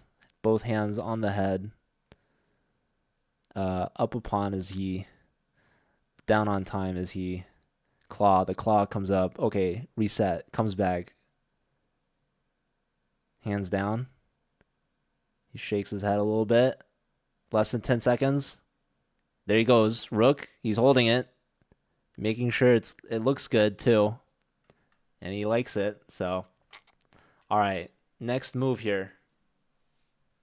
What's it gonna be? Hannah. She could check on e4, but I think the king steps up to f4, and then we don't have any checks. Computer likes rook a5. He had 4 seconds. Yeah, he had 2 seconds at one point. He made a move and was put to 32 seconds. So the bro is flirting with The flag. He's a flag flirter. He's teasing it. All right, Hannah. Hannah with the hand. The hand is up for Hannah. Oh, it's back. She has an idea. She's thinking about that pawn check, maybe. But she's questioning it. And he sees it too. He's like, all right, if she checks me, I gotta move my king. And the king moving up is kind of annoying because then you're kind of out of checks. Can't keep checking that guy. All right, she brings the king up because now she does want to check with the pawn and not let the king up. But now she's getting checked. Fast check from this guy, trying to get his clock back up. King comes back, attacks the rook. Rook comes back. They're taking the score sheets. Uh-oh. You got to get all the moves on the sheet before you keep playing. Maybe, I don't know. There's some rule about it. If you're like less than 5 minutes, maybe it's fine. I don't know. What rules are they playing by? FIDE? FIDE rules over there? It's a little different than what I'm used to back home. Just kidding. I've played some FIDE games. But have I read the rules? Anyways, rook a5. Look at that. That's what we call progress. She has moved her rook on to greener pastures. New adventures await. Adventures perhaps on the back rank. Attacking a knight. Maybe attacking some pawns. Hannah keeping the pressure up. Cranking up the heat. Guys, look at where this knight can move. You want to guess how many good squares it has available to it? Should I spoil it? Should I tell you guys? You guys want to hear? All right, we'll count them. Well, there's technically 4 squares that it controls, but only one of them it can move to, and it's not good. So this guy, he's back on the think tank. He's like, hold on. Where's that rook of hers going? Oh, did he touch that rook? He's got no checks. Oh, okay. He's pinning the knight. Her knight is pinned. She will have to address this. Perhaps by moving the king. Oh my god, we lost it all. Guys, I didn't touch a thing. It got rid of every single move. Oh my god. Oh my god. Oh my god. Well, oh, it's back. This was for sure played. And then she must have moved her king. King e6 is a good move. Let's hope she did that.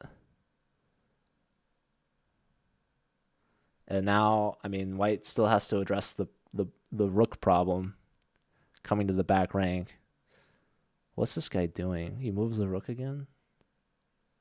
What was it? Rook here? I don't know. I don't know what that would even do. The thing is, rook a1, I guess there's king back. I guess? I don't know. So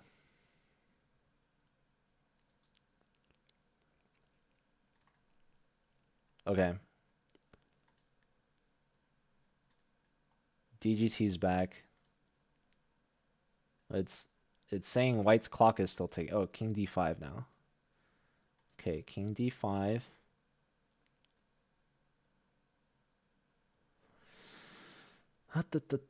I wonder, what do I wonder? I don't know, guys. Hannah's always got a chance. This guy's low on time. He could blunder any second now. Could that have been it? Could that have been the blunder?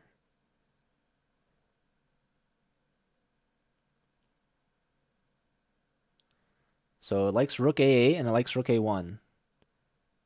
She's gone rook a1, attacking the knight, forcing king to e2. King e2, only move. He knows it. He's going for it. King e2 played, defending. And now she can bring the rook back, try to go after the f pawn. d3 check. d3 check, but we're conceding e3 is the problem. But we do get a passed pawn, and the king will go here, and we have another check. King will go here. No, the king can't go there. The king would have to come back here to e1. And then we get another check, but then the king comes up. And then if our knight moves, our d pawn falls. Wow, she's giving the check. But there's king e1. How do we proceed? And this g pawn is going to keep pushing, guys. My, oh my. You know what would be great? We can play knight e4. If pawn push, maybe there's knight g5. We're looking at f3. It's like crazy. It's crazy. But I'm also kind of crazy. So maybe she full sends. Maybe she goes all in. Is it time to shove? Do we go for it? Can we stop the G pawn? Will it matter? Knight here, pawn push. Knight here, pawn push yet again.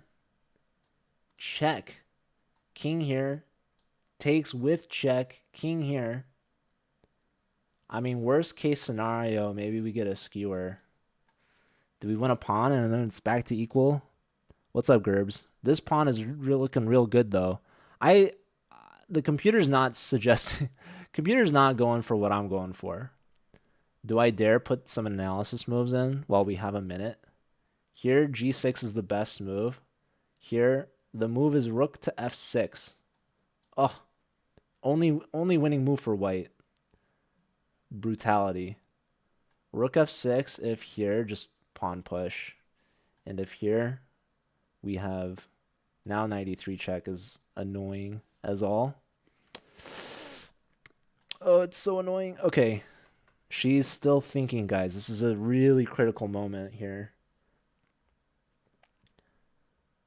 I was really hoping to find this knight f3 check because it's a beautiful check because we win the knight with check as well. But the problem is when the knight moves, rook to f6 becomes available, and that covers the f3 check. And it's not easy to find with less than a minute on the clock. And for the first time in a very long time, she's down on time. And now this guy maybe is feeling a little bit more confident up a pawn here.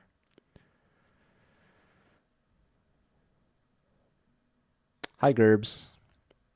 Romanian Raiders. Oh my goodness. Shout out to Botez, by the way. We're watching Hannah Sayce playing in the Grenke Open. So, yeah, really appreciate it. Welcome in. This is the finale, really, here you guys are watching. Both players less than a minute on the clock, living off the 30-second increment. So she's made her move. The DGT maybe not registering it.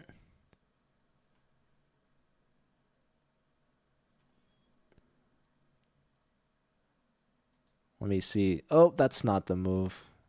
Wait, this is the move. I'm looking for her full camera. Oh my god, did he just blunder a rook? Wait, this doesn't make any sense.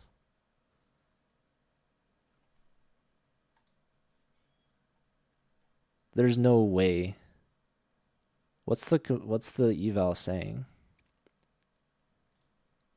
What is this saying? It's saying they blundered?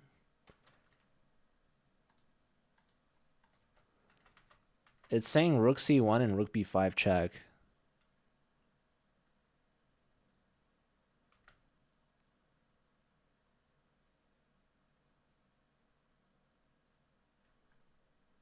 takes, push, back, push. This is ridiculous. Wait, here, push, the king just comes back. You're joking me. What's up, Josh? Is this actually the position? That doesn't look like it in the camera. Am I crazy? I mean, don't answer that question. But am I crazy?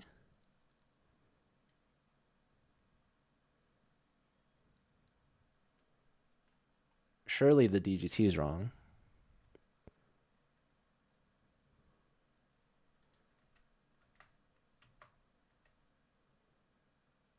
What am I watching right now?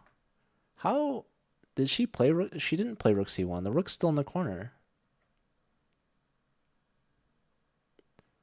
I have to refresh this. This board is giving me a heart attack. Oh my god. What are these crazy moves it's putting on? D3 check. Okay, she did go for knight e4, g6, knight here, and then a big blunder, an opportunity for white. We looked at this line. Rook f6 was the move, guarding against knight f3 check. But now she's circling in with the king, guarding the e3 square. Now finds rook f6, but knight f3 check is going to get the job done because the rook will be in time to come to the back rank. Oh my god, it's doing it again. This is ridiculous. Guys, she just gave the check and she won the rook. She's winning the game.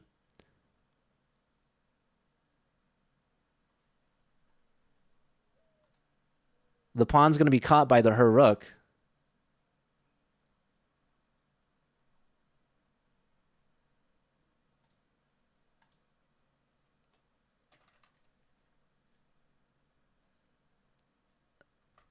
I mean, it's not coming in the DGT, but I can promise you she gave the check, which is basically mating the king. So the rook has to give itself up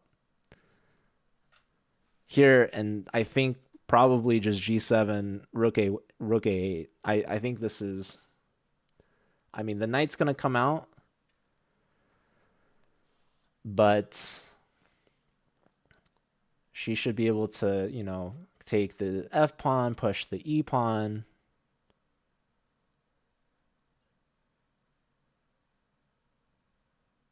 And yeah, this guy's gonna lose. Hannah's gonna be 5.5 out of 6, just like Sindarov. Well, I guess Sindarov's 6 out of 7 now. What's up, Hamrock? Hello, chess friends. Yeah, DGT's giving me a heart attack, dude. Is she gonna push her pawn? I think she played e4. Probably he played knight e3. Knight e3, e4 is my guess.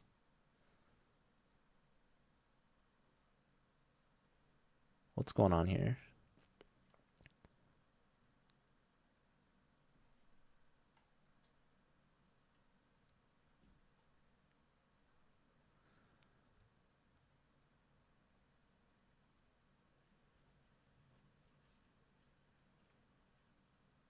He might take the pawn, which he does. So now she should take f2.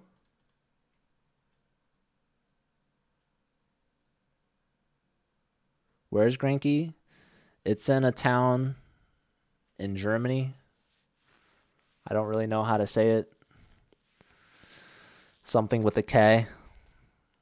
If someone wants to put in the chat. Karlsruhe? I don't know. Someone, I can't read. Okay, but what's going on? Did she take this pawn or something? Probably, if I had to guess. Knight back to e3.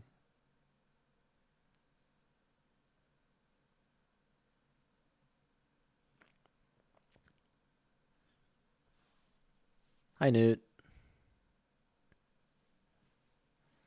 Um, all right, and then white did something. I mean, I don't know. And then she brought the rook behind here, I guess. Maybe it's worth giving a refresh.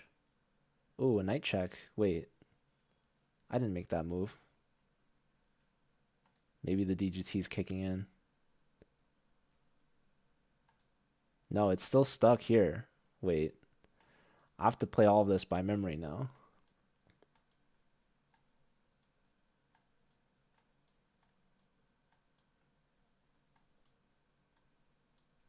Was it knight d1 check? Probably king f3. That doesn't look right. Knight, probably not knight d1 check. That might be an artifact move, a ghost move.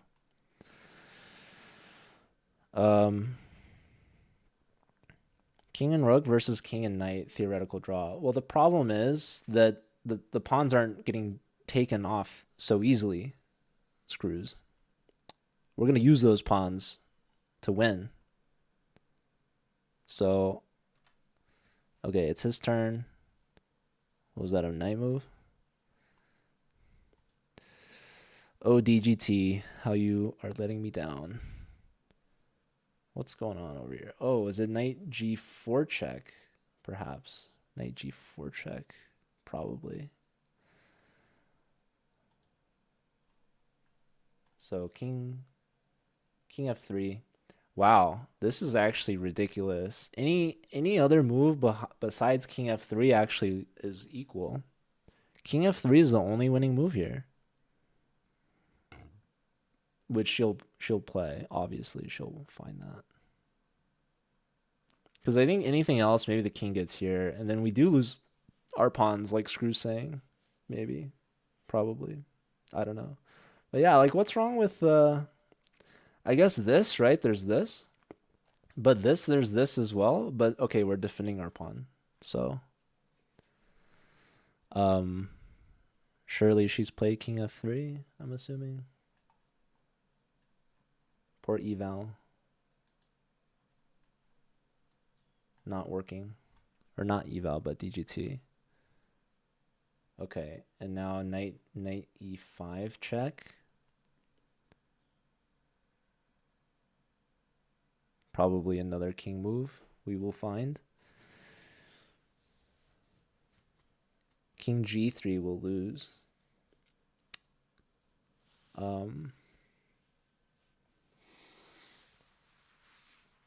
That's crazy.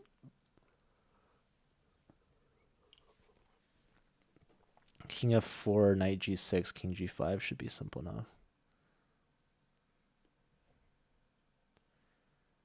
Who's my favorite for the candidates? I wanted Fabi to win. I'm still rooting for him. I mean, Senderov is the clear favorite now for, I mean, just to win the whole thing.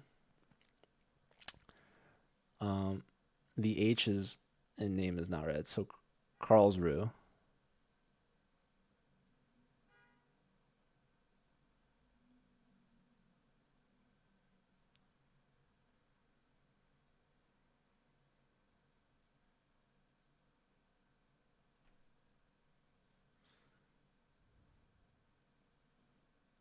Okay, she trades pawns. Wait, how is that possible? Wait, wait. I'm sorry. What did she just do? Did she take something? He took on d3. Oh my god. He sacked the knight for both pawns? That's crazy. That's crazy stuff. Wait, like this? She takes and like some pawn push, probably? No, not even the pawn push. Some king move. I mean, come on. Come on, Hannah. Rook versus two pawns. You can do it. You can give a check.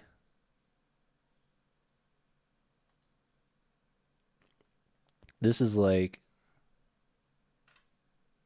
We gotta, I mean, you can check and then bring the king in is the thing, is what I want to do. He played king d4, which boxes our king out, but when we have the opposition, our rook check forces the king over.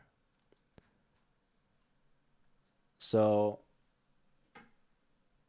the best move it's saying is just king f5, but it also likes rook g2, getting behind the pawns.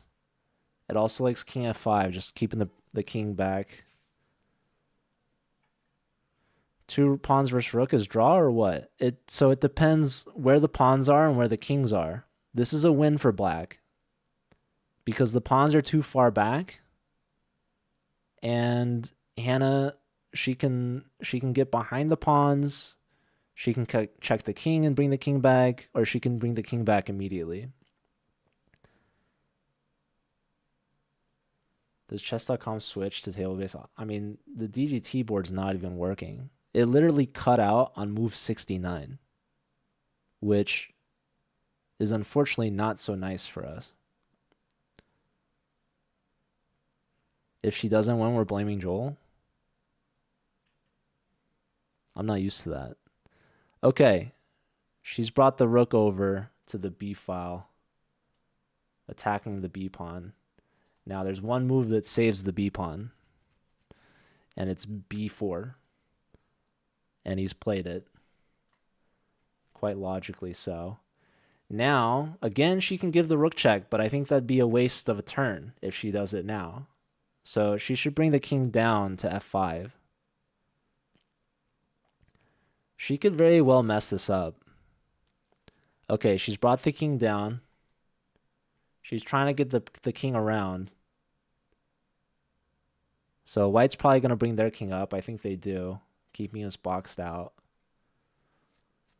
And now it does like rook d7. It likes rook b8, which is quite interesting. It's quite annoying, if I'm being honest with you. This is quite nerve-wracking. The guy sacked his knight for both pawns, and he's saying, listen, I know I'm down a rook, but I've got two connected passed pawns and a king that are going to try to escort the pawns through.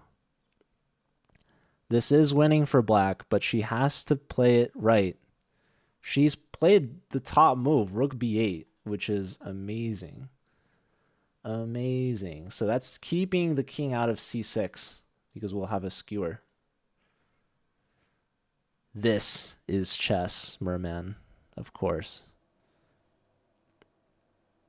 Hannah showing the power of the rook.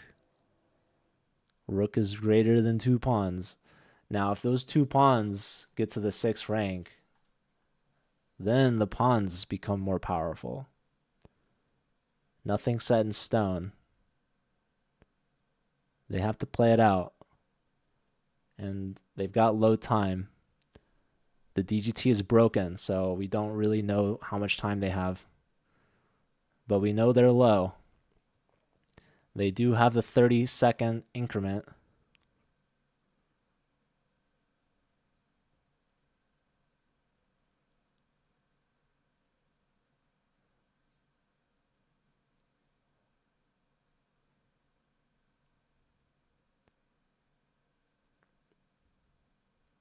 The problem is neither pawn can push, right? Because the B pawn will fall. The king has to go somewhere. There needs to be a king move. And when the king moves, then black should be able to get in. So we do see the king continuing down to d6. And now, can she go to e4? Ooh, e4 apparently is a draw. She needs to play king f6, or she needs to give a check. Wait, what happens if rook c8, though? She's played it. Yeah, rook c8. Wow, this is a draw. This is a draw now with the move b5. And that's the scary thing is one single pawn. Wow, did he play it? I think he played it instantly. Jesus.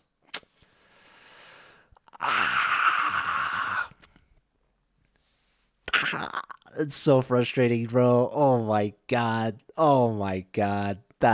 She needed to play King F6. Oh, dude.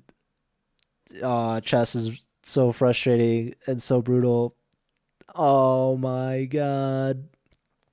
Nah, now she's bringing the king in. Okay, it's not over. It's not over yet, but I mean, B6 though, like, hi troll.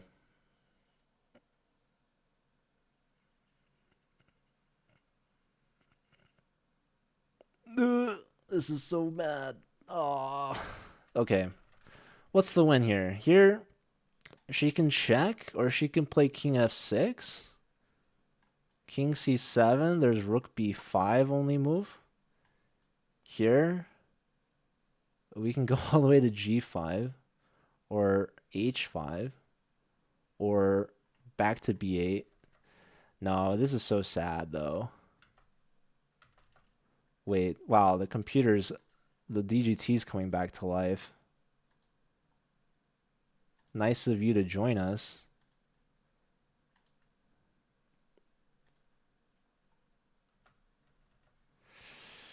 Oh, this is so sad.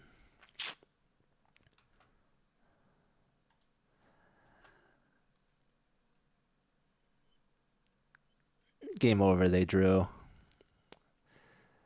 Oh,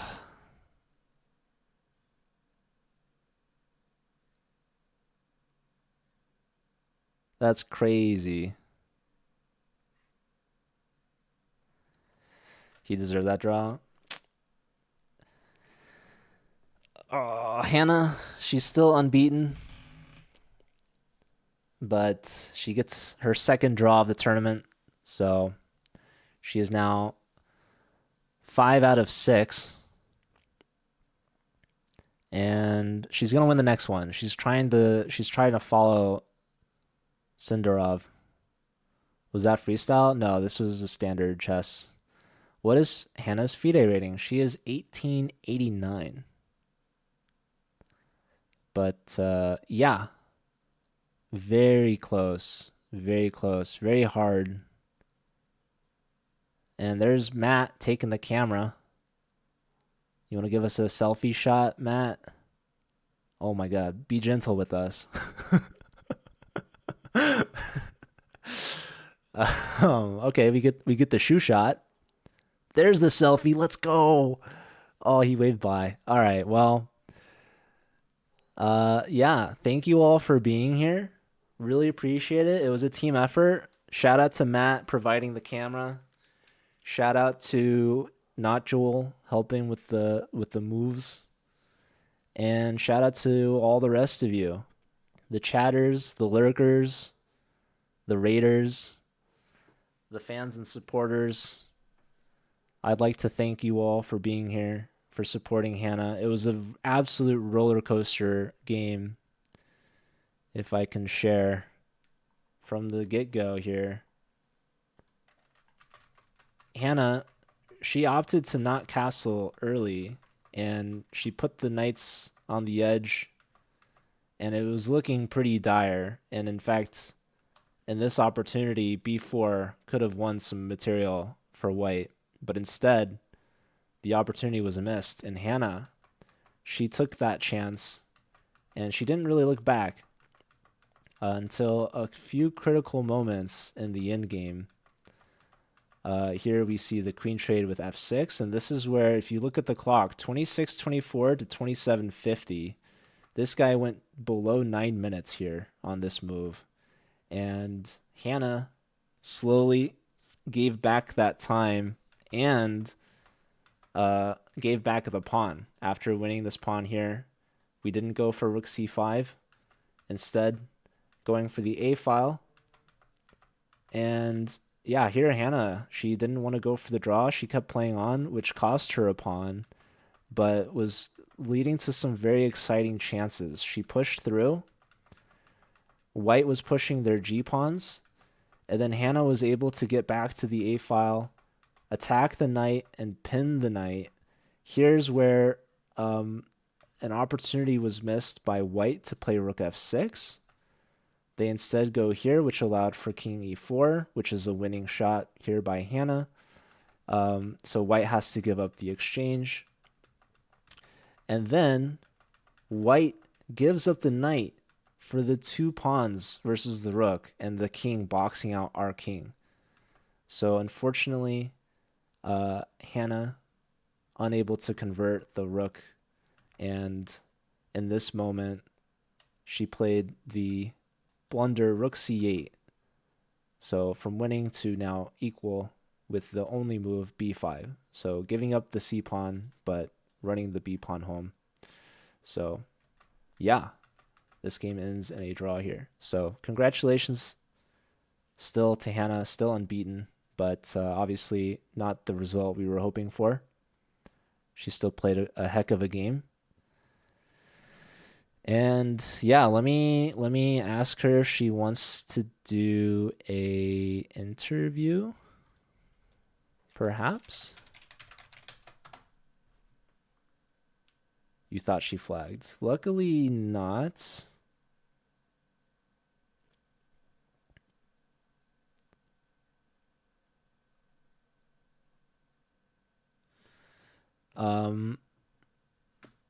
But yeah, she was winning, unable to convert. If we were to follow this game out, there's only 2 moves that win here. It's rook d8 and king f6. So if king f6, again, the pawns can't move, right? This rook here has them locked. If push takes push, we can play, it's saying rook b2. There's rook check. Also, I like this a lot because it forces the king away. Now our king can come in. Here, we can just do something like this. And if king here or whatever, then now our king comes in and we just win the pawn. So I think understanding that the pawns can't push, we just kind of leave our rook where it is. We bring the king in. And now if they go for something like this, we do something like this. And now here's where it's maybe a little tricky. We have to just bring the rook over somewhere. So now, like, these pawns can get through now, but so can our king, right? King e7. Maybe there's, I mean, if here, king d8, and if here, now we have check, and now our king comes in, right? If here, then we go here. If here, we just have king c7. So, obviously very easy to see with the computer helping you. You can't find the DGT. That was so tiring. Hi, Hannah. I can send you the link here on Discord. Let us know if you want to join in, or if you're gonna head out and we can send a raid. Yeah, you were definitely winning. But like you said, it's really hard with time pressure, so it's a tricky end game for sure. 2 pawns versus a rook. Your rook had the pawns frozen, but then you moved the rook to c8, and that let the b pawn get through. So still, you didn't lose, which is great. I mean, white had some opportunities, actually. They missed a couple chances where they could have really pressed through. So, like Screws is saying, draw is a fair result. But yeah, let us know if you'd like to hop on a call. We could go over the game briefly, or we can send everyone else off on a raid.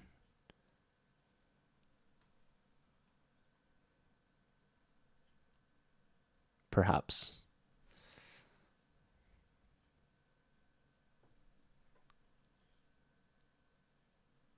Yeah, it was like a roller coaster. It was very back and forth. Like the start of the game, I think We were hoping, or at least I was hoping, you would castle earlier, and then your opponent had this chance to play b4 and like win some material, but then they didn't do it.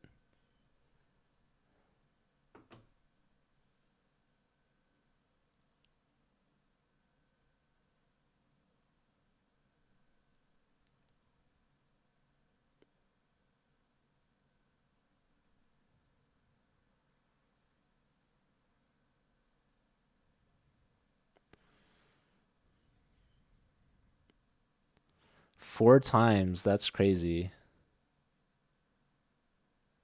Like during the rook versus pawn,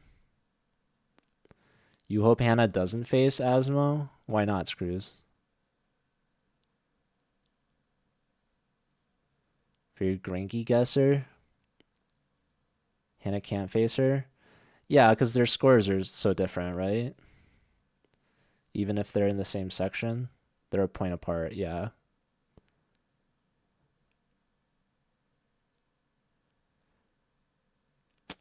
Well, there weren't many times where it was that equal after like. But yeah, I think offering a draw that many times is kind of annoying, but that's also probably part of the play, to be honest. Like people do that on purpose, just psychologically. But it's annoying for sure. Like, you know, I also like to just play the game out. I actually had an opponent offer me a draw repeatedly. Actually, like every single move between moves like 1 and 5, and I had an arbiter step in. I didn't even do anything. Arbiter just came in and was like, "You're getting warned." So he was like, "The next draw offer you make, I will forfeit your game." I was like, "Well, that solved that problem." And then he went on to beat me. You may raid. All right, ladies and gentlemen, thank you all for being here. You're all amazing, and we're all here in a common goal of supporting Hannah because Hannah is also amazing, and we're proud of her, regardless of the result. Sure, she had her chances, but so did her opponent, and at the end, their strength were too even to settle the difference over the board. So they settle with a draw, and Hannah will move on to round 8 with, is it 6 out of 7? No. Or what is it? Technically 5 out of 7? I guess it's technically 5 out of 7. But she's got 2 more rounds left to make some magic happen. So be sure to tune in next time. It's been a pleasure. It's been a very fun game to watch. Couldn't have asked for more, except maybe the win at the end. But next time. Also, shout out to Matt helping out with the camera. Shout out to Joe Cozy tuning in. Phoebe's live again? You're joking. She rated us. What a marvelous opportunity for us to return the raid and the favor. That is true. She is live. Okay. I'm going to raid Phoebe. I don't have the power to raid on. I don't have the power to read. I'm illiterate, so someone needs to help me. All right, thank you, thank you to the Hannah Sayce mods and team. Maybe that was Hannah herself. We'll raid from, dude. Look at that mod team over there. That's amazing. Really, shout out to the mods doing the Lord's work. Screws has mini power. Screws is just a magical man. What can't he do? All right, we're sending the double raid back to Phoebe. Thanks everyone for being here. You're all amazing, and we will see you all next time. Have a good one. Take care of yourselves. Show Phoebe a good time. We'll see y'all there. Bye.